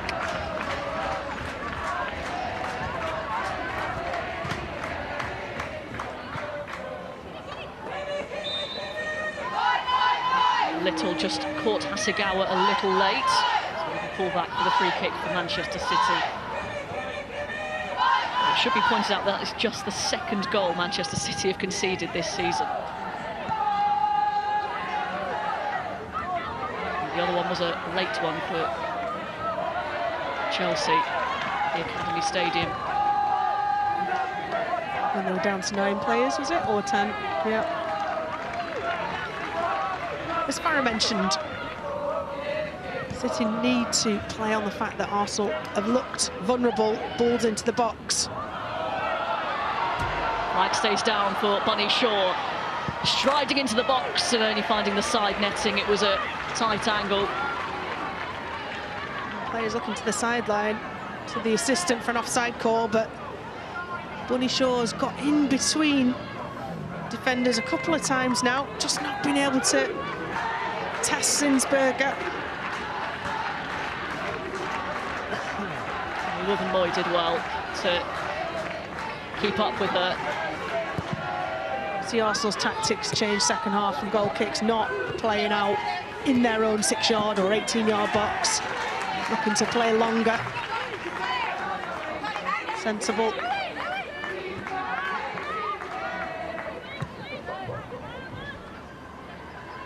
Just had a picture of Arsenal legend captain Faye White, regular here at Bournemouth. Ford. Catley, flag has gone up.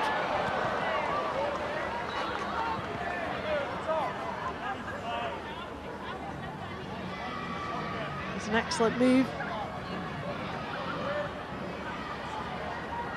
Lovely little turn from Caitlin Ford. difficult to see from that angle. The Australian connection is strong on the Arsenal left. Shaw holds off a couple of challenges and finds the shot, and it's wide again. You can't say they haven't had their chances, Manchester City. Chloe Kelly in the first half and the second half dragged shots wide. And I think that's 3 now for Bunny Shaw, where she's just not been able to find the target. And that's off really for Arsenal.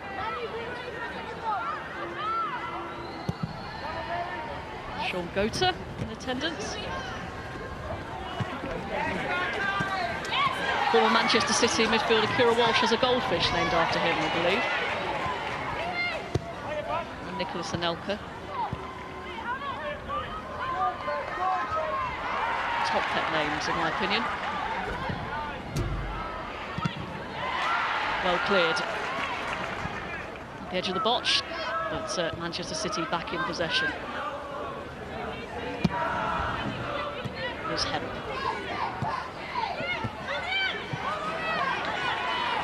One-two was read by McCabe.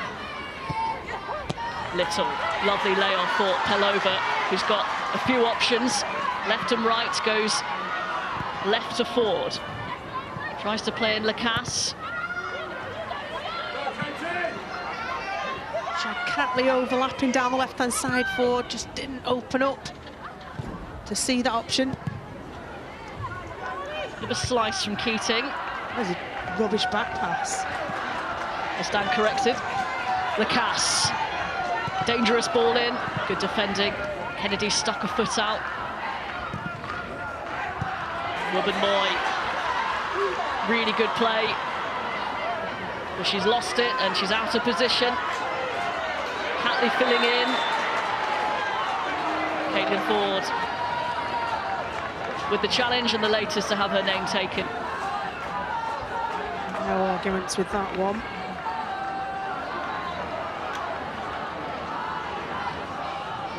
City will hope that Bunny Shaw will be okay. She's staying down on the pitch. She'll be frustrated as well, Caitlin Ford, because the amount she's motored forwards, and Arsenal had opportunity to double their lead. It's just a poor challenge. On the wrong side of the ball, Bunny Shaw can see her coming, runs across her. You're always going to get booked. Not worse from that.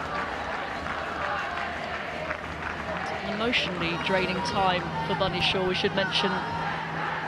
The country as well, collectively putting out a statement refusing to report for international duty due to payments not made for their performances at the World Cup and beyond as well. So a real show of unity from the Jamaican national side, which shouldn't have to be made. No, but the platform that Jamaica put themselves on and their performances that were absolutely outstanding at that World Cup gives them that platform to have that voice and to make that stand. Bunny Shaw, a big part of that Jamaican team. And it's just not okay anymore. Jamaican Football Federation have loosely supported the women's team, inconsistently supported them. But for both Jamaica and Manchester City, we hope that Bunny Shaw's shoulder injury will be fine for her to continue. She's back on at the moment, but not running massively freely. Let's keep an eye on that one. Nice play from Kennedy. Morgan onto Kelly. Now Jill Roord.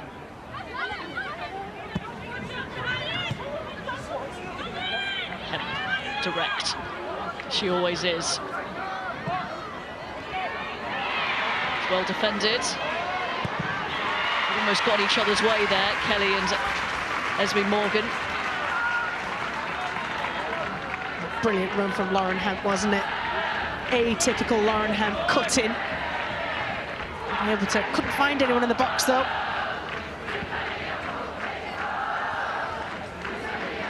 Scored the winner against Belgium at the King Power Stadium and pulled out one of the best assists I've ever seen in the reverse fixture. Shaw. Oh, and Hemp couldn't find her feet. That was a fraction away from Bunny Shaw, equaling things up for Manchester City. It's a wonderful ball in from Chloe Kelly, just can't get across it. And then Lauren Hemp just doesn't angle her body to be able to drill it back across that gaping goal. Forward pulled up for the foul.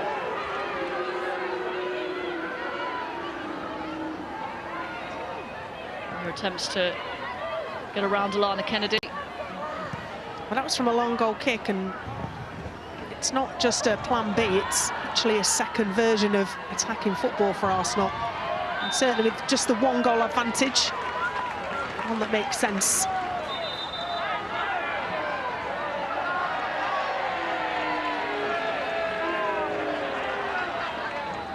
Incredulous look from Bunny Shaw.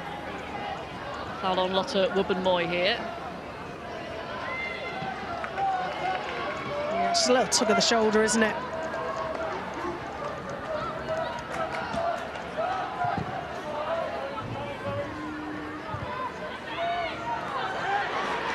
Is Russo.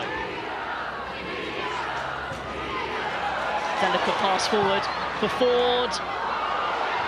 Oh, Palova had it taken off her toes by Lauren Hemp.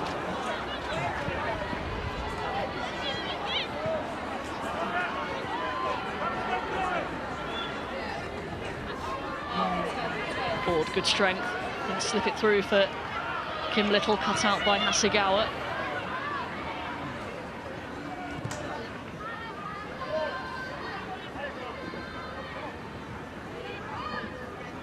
Must look dangerous on those attacks.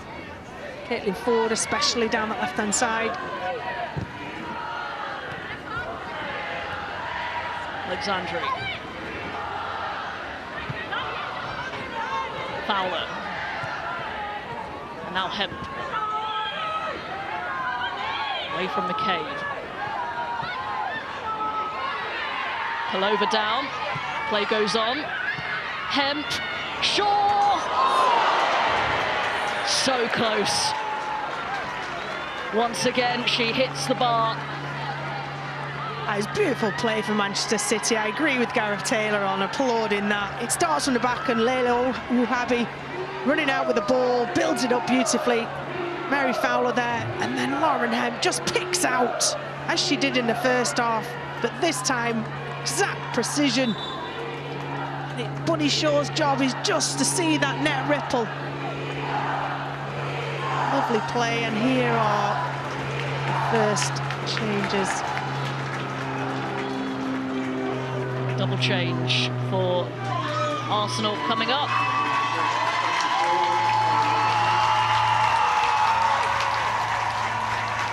Beth Mead on for Chloe Lacasse.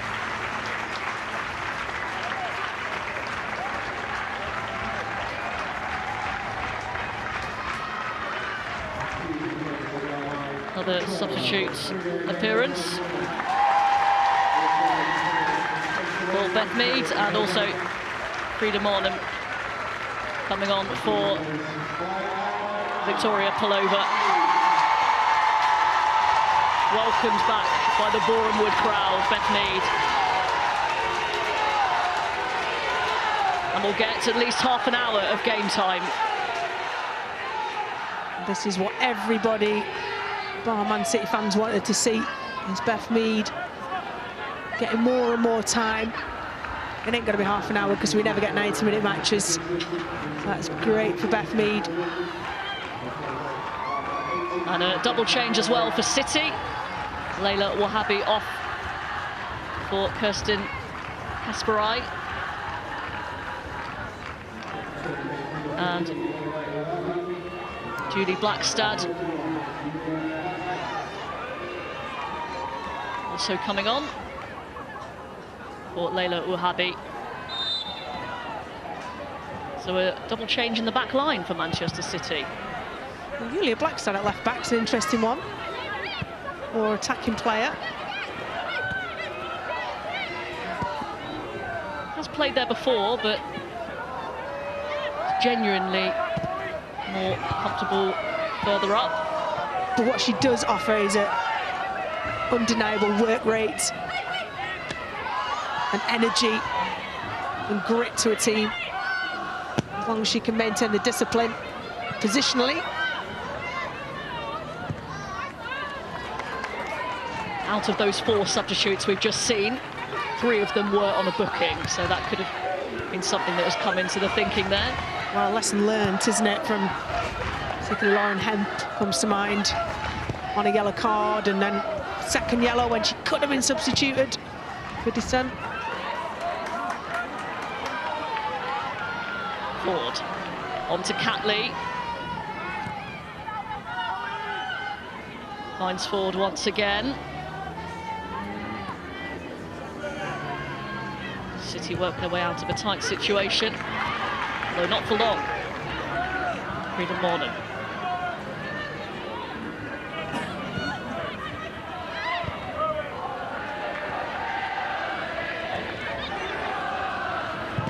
Mornan shoots, closed down by Hasegawa. One back by Steph Catley. Arsenal still looking a little bit vulnerable at the back.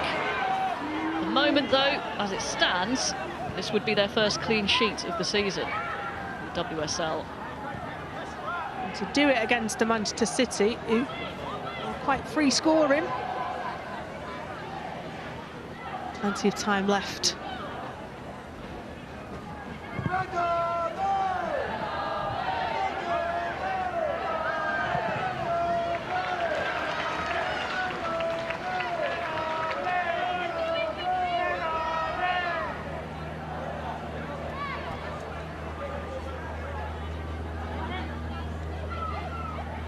Broad managed to limit her influence, Arsenal.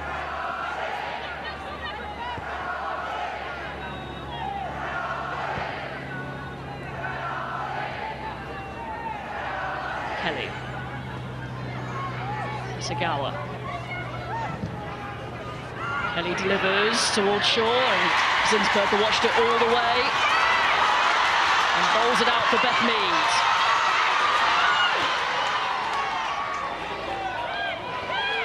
Russo in support, but she may have run out offside.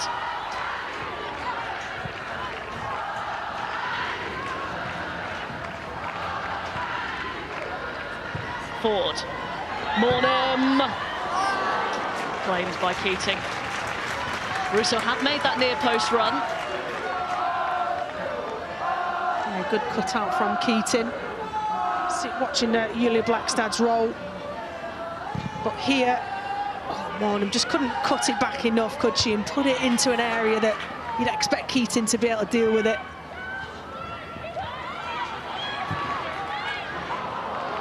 But yeah, Julia Blackstad, obviously City are chasing the game. They're a goal behind with 25 minutes to go.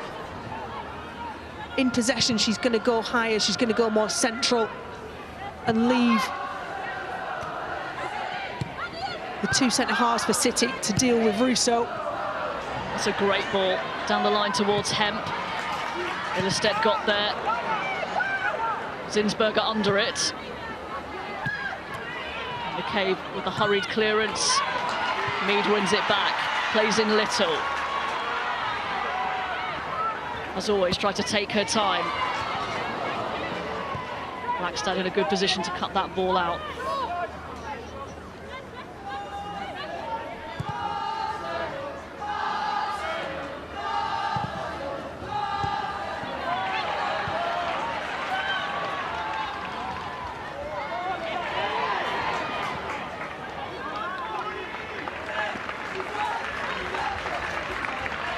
Moy and Ilestedt have had excellent games today, really stepped in and bullied Bunny Shaw, albeit Bunny Shaw's had a couple of chances where she's dragged them wide.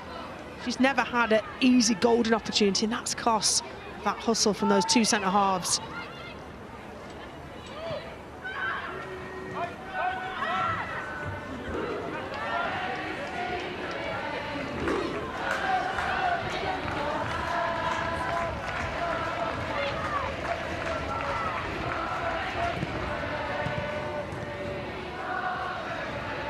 Nice play from Hasegawa, anticipating and then picking out Lauren Hemp, who's got time. Arsenal shuffle across. Fowler. Assessing her options into Bunny Shaw. Here's Roard. Kelly, and again, commanding from Zinsberger. Did well, Zinsberger, crowded area, but there just was no pace on that ball from Chloe Kelly. The way she just dinked it up, allowed time for Zinsberger to come and collect. It needed to be deeper outside of the 6-yard box, or it needed to have more zip on it to trouble Zinsberger. Every time you come and collect a ball like that, the favour, momentum swings in your team's favour.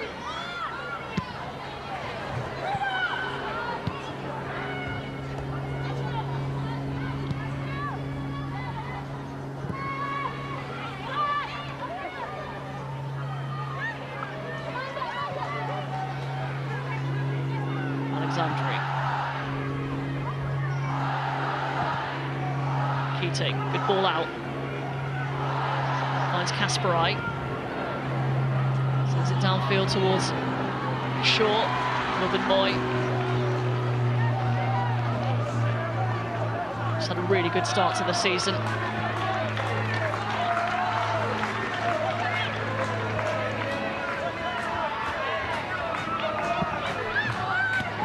Marnham. It's a good touch. Taking up a good position. Mead. Lovely ball from Van Moy there. Got to Marnham, who got between the midfield and the defence. That's where they advanced through the thirds. Didn't quite collect on that occasion.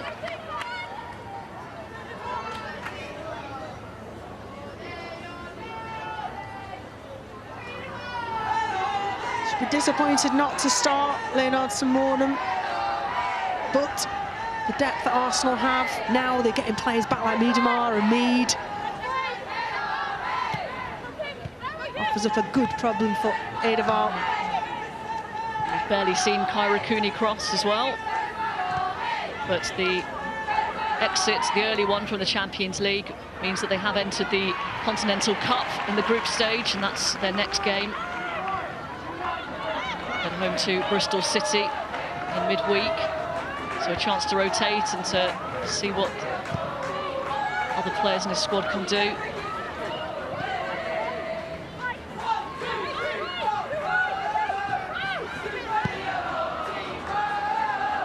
Hasegawa, Kasparai.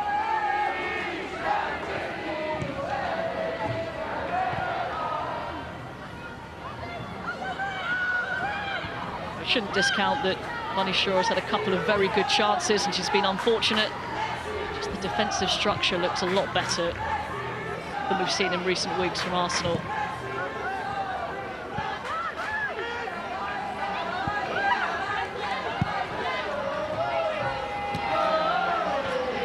Blackstad, Hemp, Fowler, shrugs off McCabe.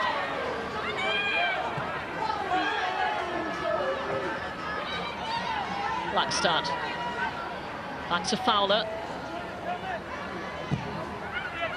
Goes the cross in, away by Wibben Moy. No one out to Kasparai. Chance to measure it. Away by Valti. Back to Kirsten Kasparai. Good spell this for City. Kelly, away by Valti again.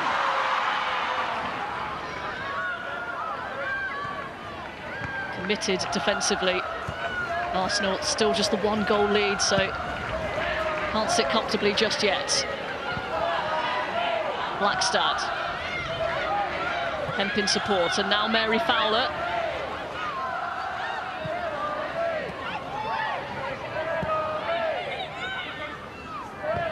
final ball for City has just not been good enough.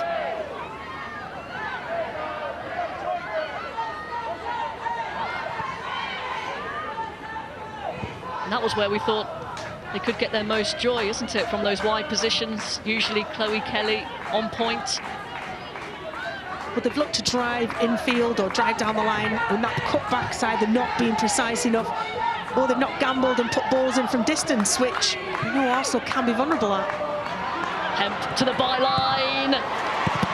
Oh, the big block from Leah Valti to deny Julia Blackstad. Bunny Shaw back to goal. And Kelly puts it away. Manchester City level things up. They've been patient. And finally they found the finish. 1-1. Well, it's not been as polished, it's not a wonder goal, but it has been sheer determination and persistence from Manchester City. And former Arsenal Academy and Arsenal player Chloe Kelly. Again, it's Lauren Hemp, cuts it back, well marshalled by Bubba Moy. The rebound blocked by Arsenal. What can you do in tight areas? Great finder player. Bunny Shaw does exceptionally well. It's a little look up and in a tight space, lays it off with a perfect speed so that Chloe Kelly can hit it first time. You can't argue that City have not deserved that. They've been close a couple of times. Kelly with the clinical finish. Now let's see. Will we have a winner? It's teed up a dramatic finish, hasn't it? As mentioned in the build-up, Arsenal arguably more in need. So will they take a few more risks?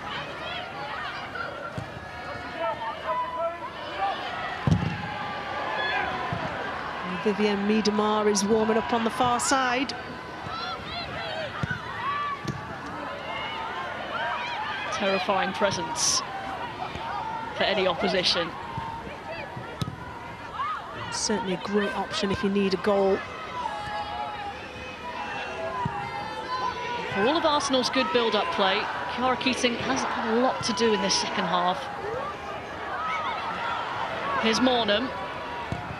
Can she pick out a player? Excellent goalkeeping. See where she's gathered that, 7 yards out. Commanding, great hands, Chiara Keating. Takes out her captain. And I'm sure she'll take that.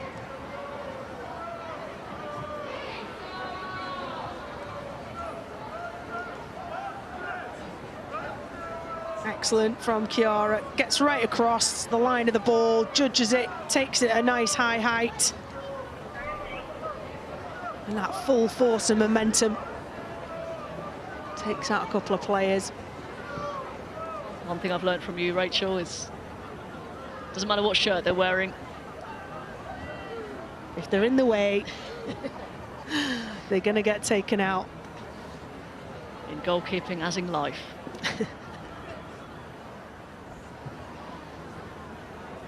Stina Blackstenius getting ready to come on for Arsenal.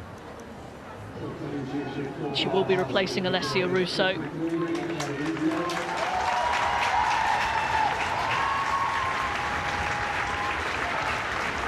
No, some would argue that it's yet to really catch fire.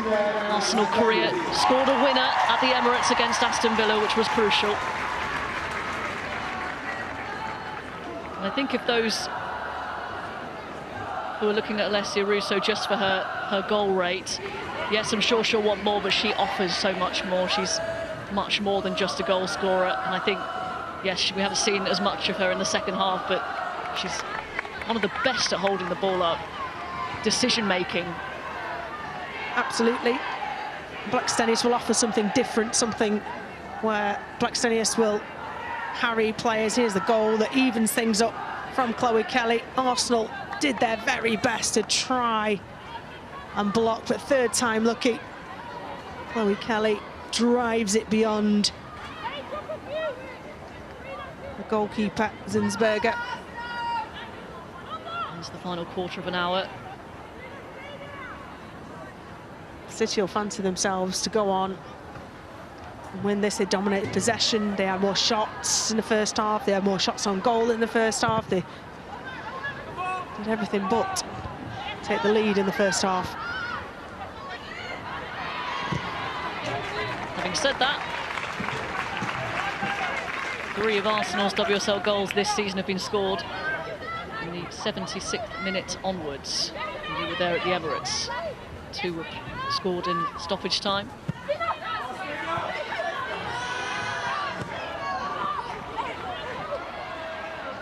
Alexandria on the deck.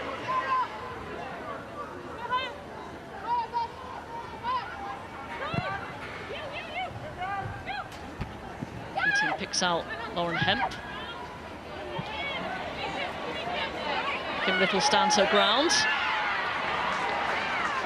Gets the decision. There's only going to be one winner in that battle.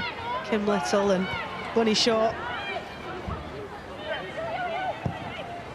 Asagawa. Hemp pulling out wide. Fowler. Blackstad. City now looking the more likely. Hemp forced out wide, falls on the ball. Unintentionally handles the ball, and that's what the referee's given it for. Right call, she goes to check there. You see a right foot, a standing foot.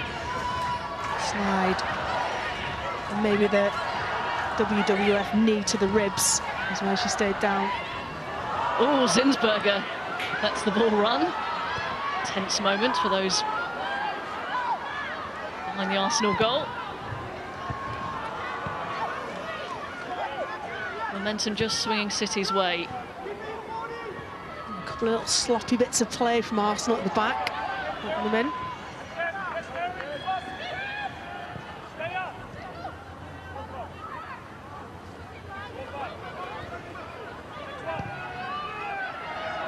This is where the brain starts to tire in intense rivalries and intense matches like this. So little between these two teams. Shaw onto Blackstad. Hemp. Now Fowler.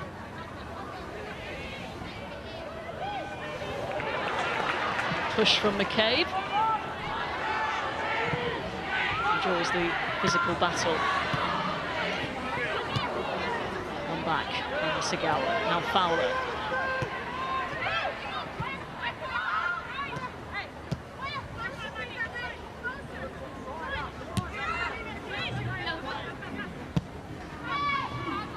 City look like they're the ones in control. They're dictating this game to Arsenal.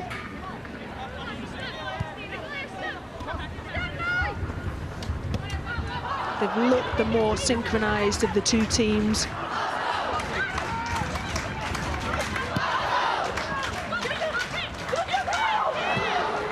It's one back though.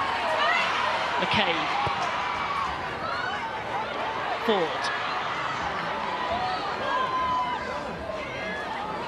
Doubled up on, and Kasparai brings it away. Excellent defending from Kasparai, just as Ford looked to get in between Kasparai and the defender with a check that Ford has made so many times. Snuffed it out.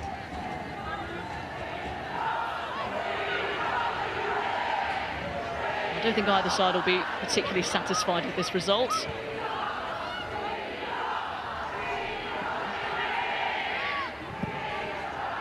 I dare say Chelsea and Emma Hayes will be.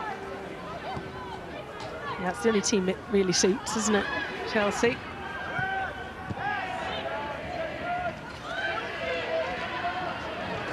Asagawa. To Rord.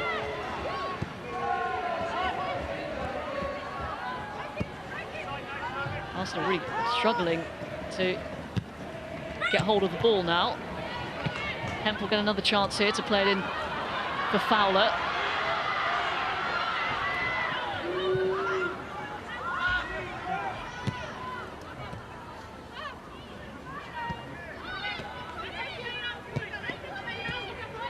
Ten minutes remaining. Hemp.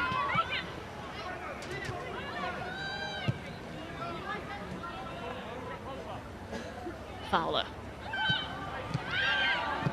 Hemp, again that ball towards Shaw. Oh, big claims for a push. That looked like a straight arm in the back of Bunny Shaw from Steph Catley. Obviously no VAR, so no review. That's what Bunny Shaw was signalling, and that's what I saw.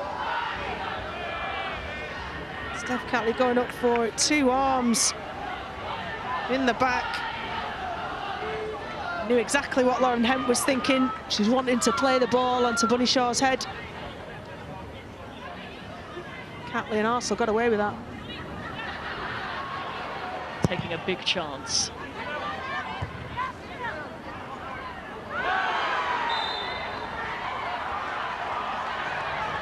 Free kick given against Steph Catley.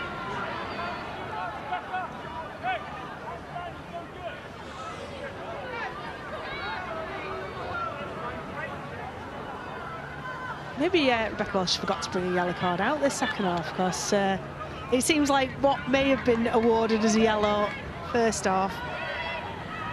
Joking aside, I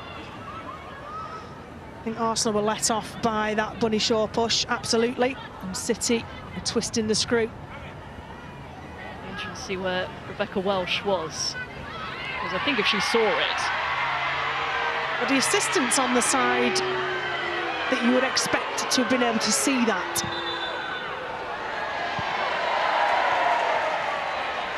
It's going to be taken again. Some shenanigans going on, it seems.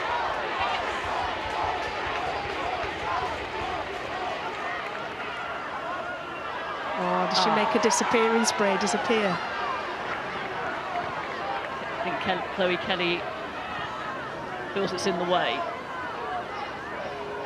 You must respect the spray, Chloe Kelly.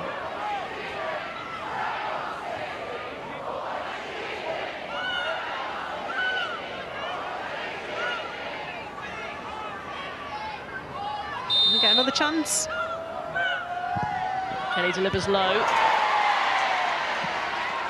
Away by Mead, in by Blackstad. Ruben Moy wins it.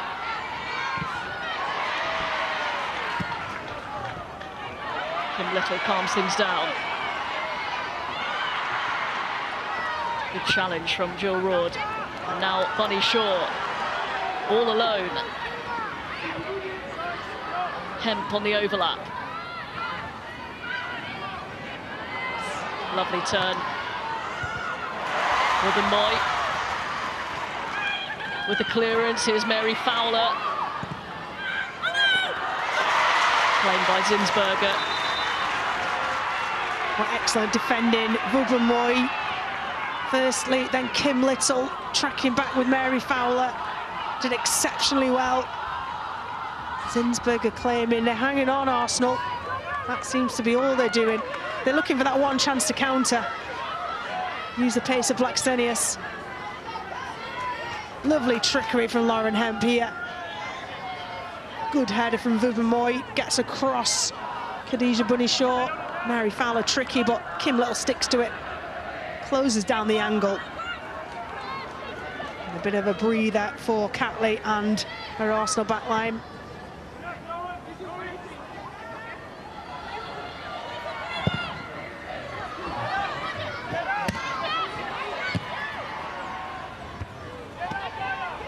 Helped on by Fowler.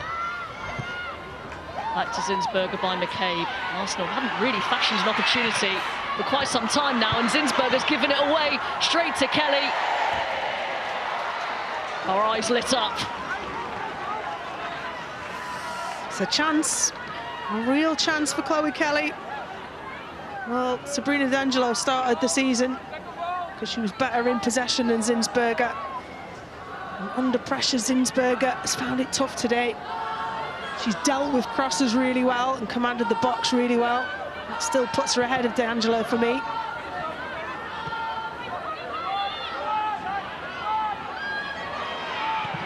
set. Morland gets there.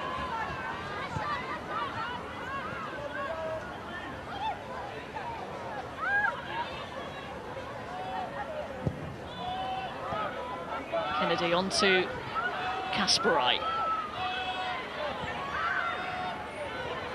Wood lets it run. Blackstenius can't get there.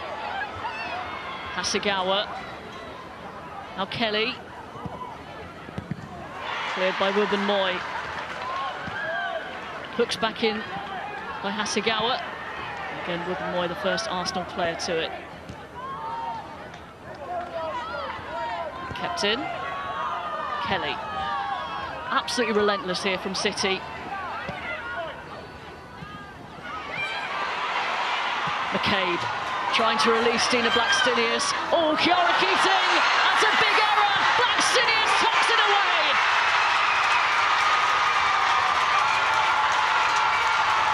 And Arsenal may have just won this! The ultimate smash and grab! Again! Forced back defensively, and they have taken their chance when it has come. But that's what Blackstenius is on here for, is to hassle and harry. And Katie McCabe sees the opportunity, sees the high line of Chiara Keating, mistimes it. Simple as that. Thinks she can get there, and she can get there, but just misjudges the bounce of it. Gets caught a little flat-footed. And this is a moment Chiara Keating will not forget. It was going to be a mistake or a moment of genius that separated these two teams. And Blackstenius has come on to do exactly what was required. Well, the life of the goalkeeper illustrated in one single match. Chiara Keating. The highs of saving a penalty and the lows of making quite a high-profile error. Rachel, the right decision to try and come out.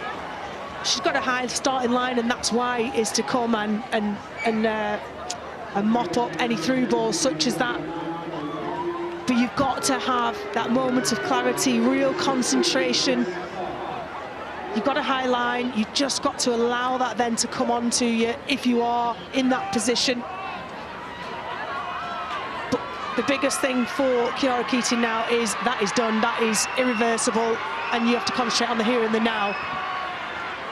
And the here and the now is in Arsenal's favour. There is still time. City were piling on the pressure, and there will be, you imagine, quite a lot of stoppage time. Arsenal making a double substitution, a defensive one. Catley off for Jen Beattie and Caitlin Ford off for Noel Maritz.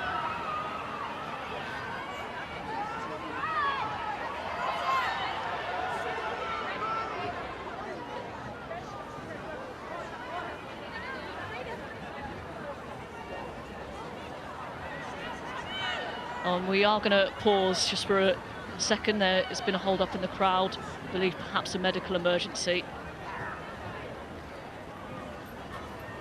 Yep, certainly all medical staff have been deployed in that direction, so jumping over the barriers to get into the crowd. Interesting one for Maritz, you know, the only real right back at Arsenal. And not starting. Katie McCabe in at least a third position this season, playing at right back. The changes as well for Manchester City. Jess Park on, a rare appearance for her. A good loan spell at Everton last season. And all set to be deployed in that World Cup squad. Had a shoulder injury and surgery that followed that kept her out of that, but her time will come. Dana Castellanos also on, so Chloe Kelly and Lauren Hemp, the players withdrawn.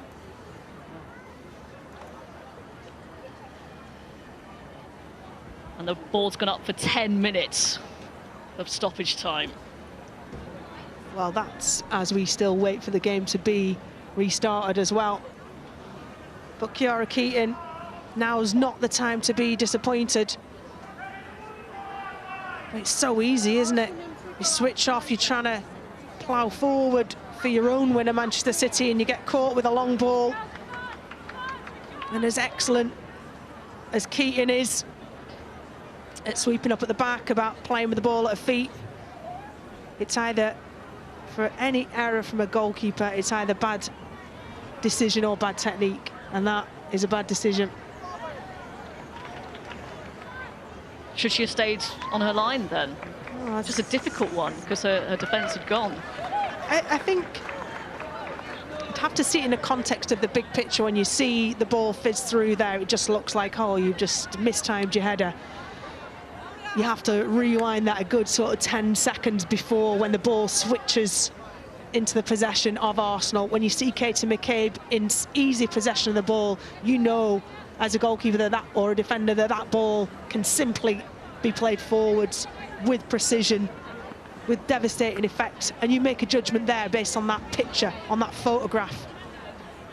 And probably I would have backed off as a goalkeeper because I saw my defender, I think it was Blackstad, or a recovering defender who would have made life difficult for Blackstenius. But that'll be something that she'll review with the goalkeeper coach. Right here, right now, she's got to get over that disappointment. 10 minutes on the board, more, I'm sure, than that. And her team are still in it. Thankfully, it looks like the medical situation, the crowd is resolved for now. I really hope that the individuals involved are all right and play can restart. So Arsenal lead. And Rachel, that just seems to me to be the hardest component of being a goalkeeper. You can be angry, disappointed, sad about it later, but there is still, because of the stoppage time at least, a long way to go in this game. How hard is it to push that sort of thing aside? Yeah, you get a lot of thinking time sometimes in games, and you know the worst thing for Kiara after this is 5-10 minutes of delays, so she can mull over it, goes over in your head. You've got time, dead time, to go over and talk to the goalkeeper coach, deliberate more on it. What could I have done? What should I have done? What's the impact, potential long-term impact on this game, on the season even? Just waiting for some clarity of what's actually happening. Well, it looks like play isn't going to resume here. Rebecca Welsh in conversation with the two captains, Alexandri and Kim Little, to explain the situation. We will bring it to you when we have it, but looks like we're not going to restart just yet.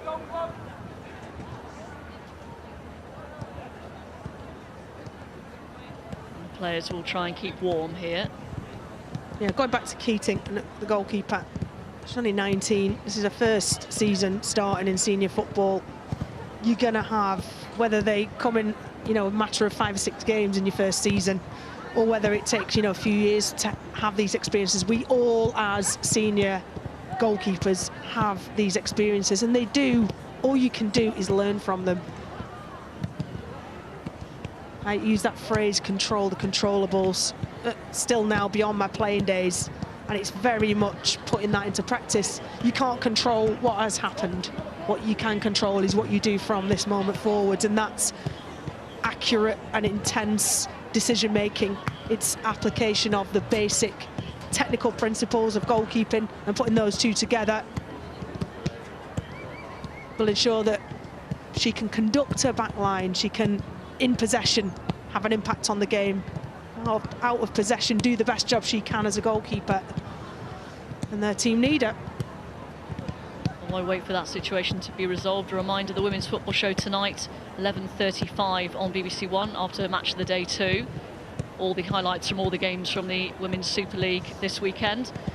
And then from us, next up, next Sunday, 12:15 start on BBC Two. Tottenham had a brilliant start to the season against Liverpool, who defeated Arsenal in their opening game. Should be a really good one, that one. So do join us then.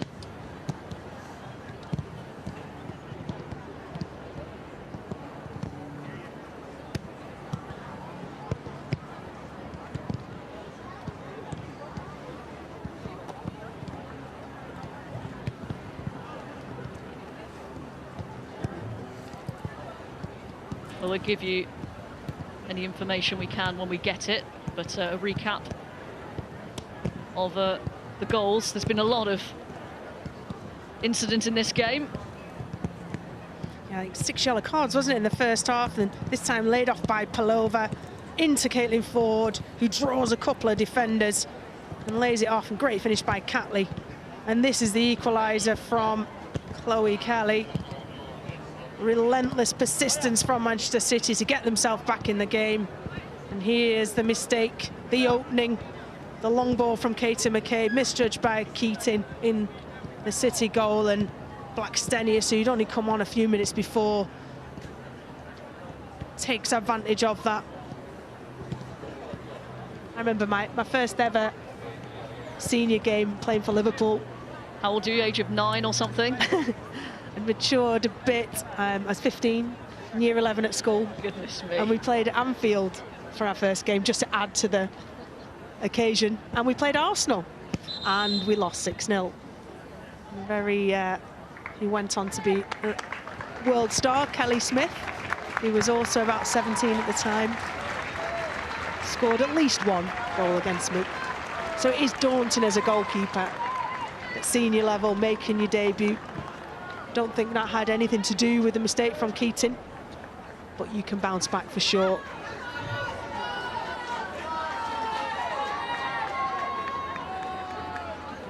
Well, Gareth Taylor has put his faith in her, and so has Serena Wiegmann.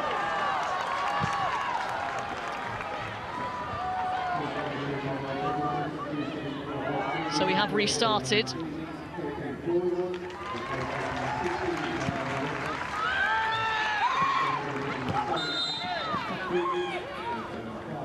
Try and figure out exactly how much stoppage time we have.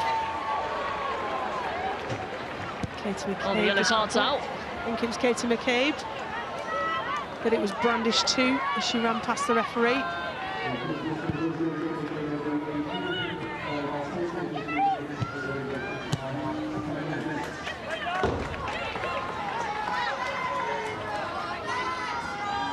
Short odds on Katie McCabe being one of those named in the referee's book.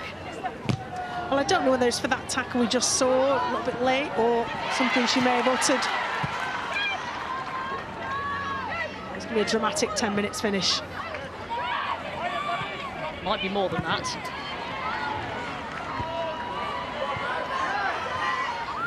Long stoppage. Here's Maritz. Over for Blackstenius, and confident play from Chiara Keating. Good, that's what I wanted to see from Keating. Say it's not what's happened before, it's what you do now. Excellent decision. Arsenal at back 5 now. Trying to really congest that central area. Not allow City to get anything back.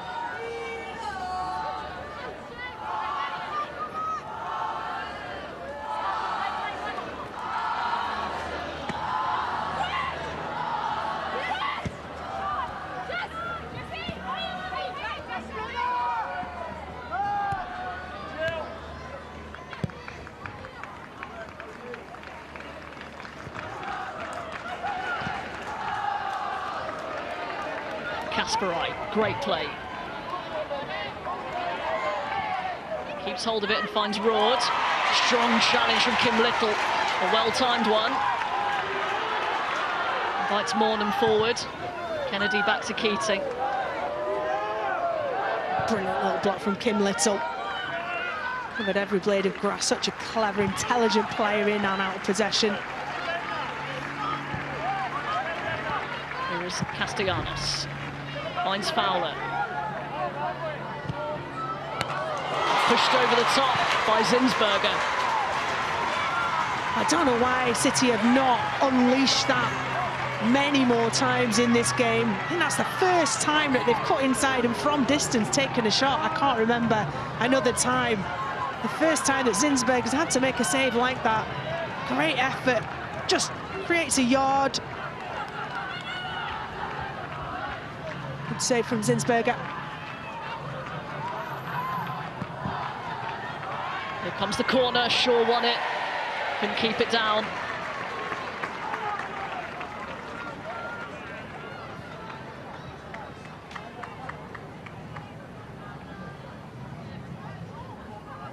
For all of, we talked about Arsenal's vulnerability in dealing with balls into the box. City have not made them work.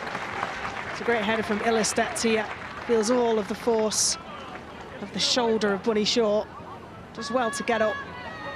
But Bunny Shaw will maybe wake up the hot sweats of the chances she's missed in this game.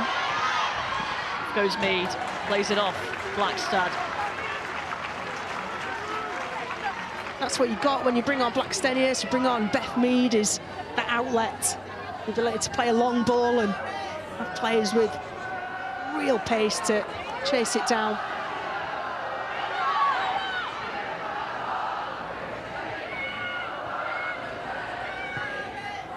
Nice play, Fowler finding the space and finding Castellanos.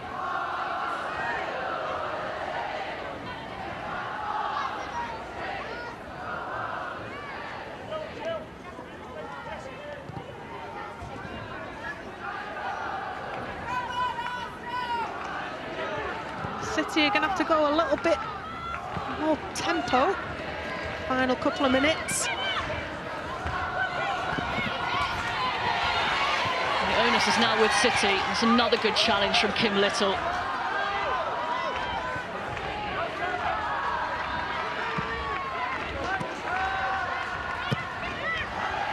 Little clips it down the side for Blackstenius, who is flagged offside. This is the difficulty for Manchester City. Arsenal can just hold what they have.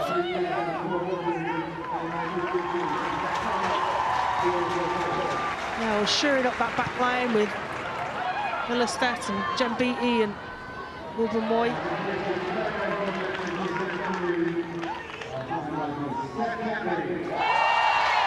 And Shaw, as we enter the, we think, final stages of stoppage time here. Rachel Brown finished your Barclays Player of the Match.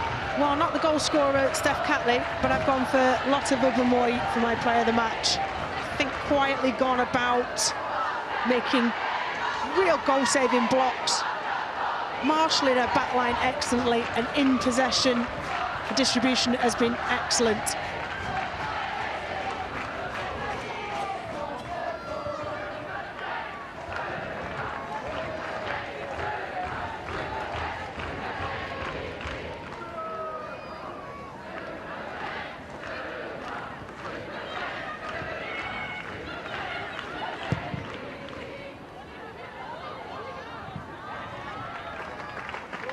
Kim Little has controlled the centre of the park really, really well.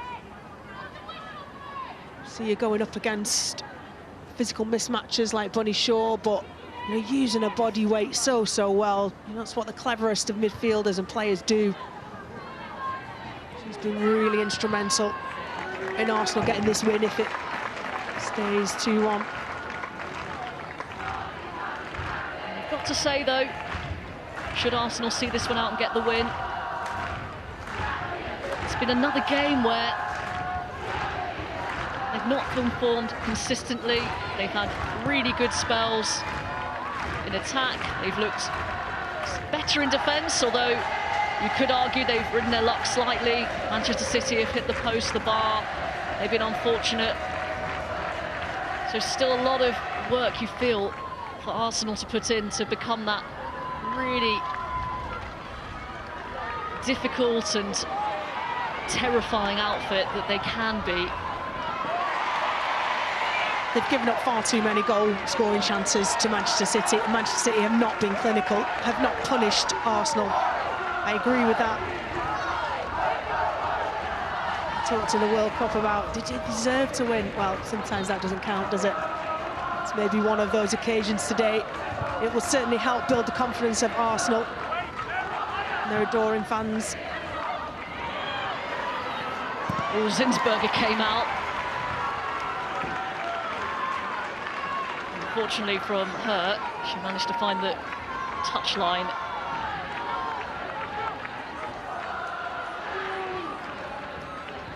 Still time for City. And they draw level again. Blackstad. Arsenal sitting deep.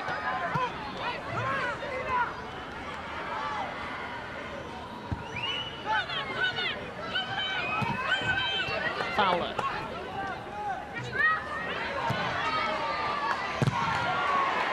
Clearance charged down from Kim Little. Ilestedt pokes it forward. Just wants it away from their goal, Arsenal.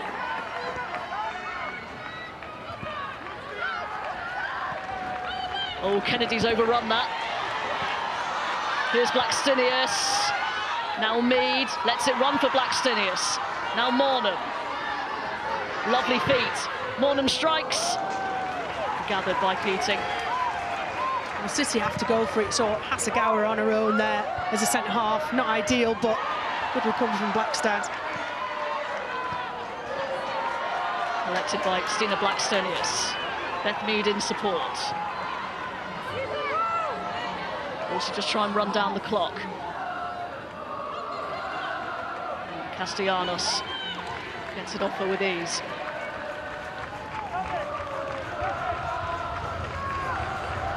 Yeah, Man City, 17 shots. Only 4 on goal, on target, sorry. And that's the difference. Ellie Roebuck here, but not in the squad. And there we have it. A crucial victory in the title race. Arsenal on the bank foot. But they've managed to find a way through. Once again, they show their resilience, they show their spirit, they show their belief. Second best for most, but ultimately they've come out of this game winners against title rivals. Manchester City's unbeaten start is over. Arsenal win against City to shake up the title race. Not scenes we like to see Rachel Brown finish, but that is, as we've mentioned, the life of the goalkeeper. It is, and it's one that, of course, she'll remember, but she'll learn from. She'll be a better goalkeeper from it, and it's not just about her. It was left exposed. City were going for it, and it's one error, but as a goalkeeper, we all come to learn and understand that one error can equal one goal, and today it was the decisive goal in Arsenal's favour. The Gunners fire at the right moments in this game. They've beaten Manchester City by 2-1. Thank you, Robin. Thank you, Rachel. Yes, Kiara Keating right there, Farrah Williams, distraught because Arsenal go on to grab all 3 points here today at Meadow Park. Yeah, of course she is, and I think she'll feel responsible for the mistake that led to the winning goal for Arsenal. City were in control for much of the second half, and she'll be feeling, you know, that mistake has cost them the game, but as we just heard Rachel Brown mention there in comms, she'll learn from this. She's a young player, she's still developing as a player, and I think the way in which Manchester City and Gareth Taylor in particular wants their goalkeepers to play is really aggressive. They have a really aggressive start position. She's obviously misjudged the bounce and it's gone over her head. It's going to happen in games, and she'll learn from this one, and it's a mistake that, of course, will cost them. Look what it's done to the table there. Chelsea remain top of the table after their 6-0 win against Aston Villa. That win for Arsenal today means that they go level on points. Manchester City with the better goal difference there, and Aston Villa still to pick up a point in the WSL. Ellen White, overall thoughts on the game today? I think overall, Arsenal took their chances. Obviously, a few mistakes. I actually thought once Man City had scored, I thought that they could have more front foot. They had a few chances. I think they actually should have really pushed a bit more and really gone for the 3 points. At times, it was playing as if they were both waiting for a draw almost. Yeah. And then obviously that long ball over the top by Katie McCabe, mistake by Keating. And then obviously well, here's they how got the winner. Manchester City got back into the game. Yeah, Break this one down for us, Farah. We was talking, wasn't we, at half-time, and I mentioned how good City were when they get the ball into the box early, and that actually come from a delivery, a more narrow delivery. You'll see here, we'll Hemp put it in earlier, and then obviously it falls to Chloe Kelly, who smashes it home, but it was coming from Manchester City in this half, and it's a great finish for Chloe Kelly, and as Ellen mentioned, this we thought might have led to them with a more progressive attack. Yeah, and like Farah said at half-time as well, get the ball in the box for Bunny Shaw. She had a header that hit the crossbar, and I just think that's what Man City needed to do, and I think they could have capitalised, could have maybe scored another goal, but obviously, as it happened, Arsenal then went on to get the winner. Well, let's see how they went on to get the winner, because it started from a long ball, Farah. Yeah, and it was with Katie McCabe. We see here, I actually thought she overhit the pass, and as I mentioned, Manchester City want their goalkeepers with that aggressive start position. I think Keating, we've seen here, she's just misjudged the bounce, and it's fell beautifully for Blackstenius, who's come on and put the ball into an empty net and given Arsenal the 3 points to take away from the game. In such a short season, Ellen, how important is that win for Arsenal today? It's huge for them. Obviously, it puts them on level points with Man City, back in the pack, which we spoke about. And I think it gives them a lot of confidence, a bit of momentum as well. They'll probably be very frustrated with the start of the season, obviously out of the Champions League. Not the best performances, but I think this one really galvanises the whole squad. And I think this might kind of set them up now, moving forward in this league. Yeah, that's 3 wins in a row now. Does that mean they're finding that momentum, Farah? Potentially. I think we still heard Jonas say he doesn't quite know his team, and I think even with the substitutions, Alex, I don't think they really impacted the game. Yeah. I think Beth Mead needs minutes, so Jonas is probably thinking this is an opportunity to give her minutes, but not where she came on and had an impact in the game. It was probably more get the minutes into you. So they're still learning about what their strongest team are, but they look far better than they did do, in the opening couple of games. So momentum is key. And for Manchester City, Ellen, it's about them regrouping and going again, because before this defeat today, they were undefeated. And they'd only conceded 1. Yeah. So now they've conceded 2. Obviously disappointed, defensively to have not kept a clean sheet. And yeah, I think they've still obviously got a great side. I think they'll still move forward, and I think they'll still perform and be up there with the pack. But obviously really disappointed ultimately with getting that goal really late on, and Arsenal obviously eventually winning.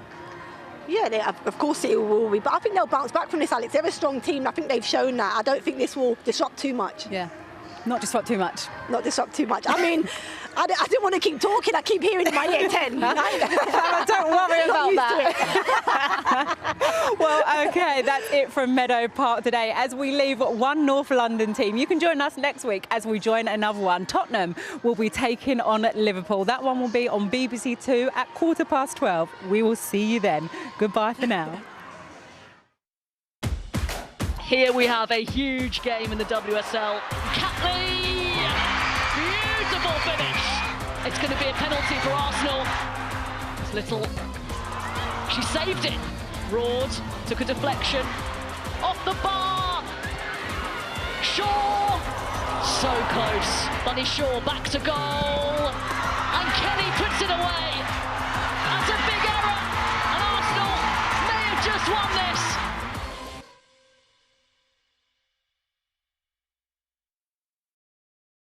Football truly is a game of two halves. Everton, nothing.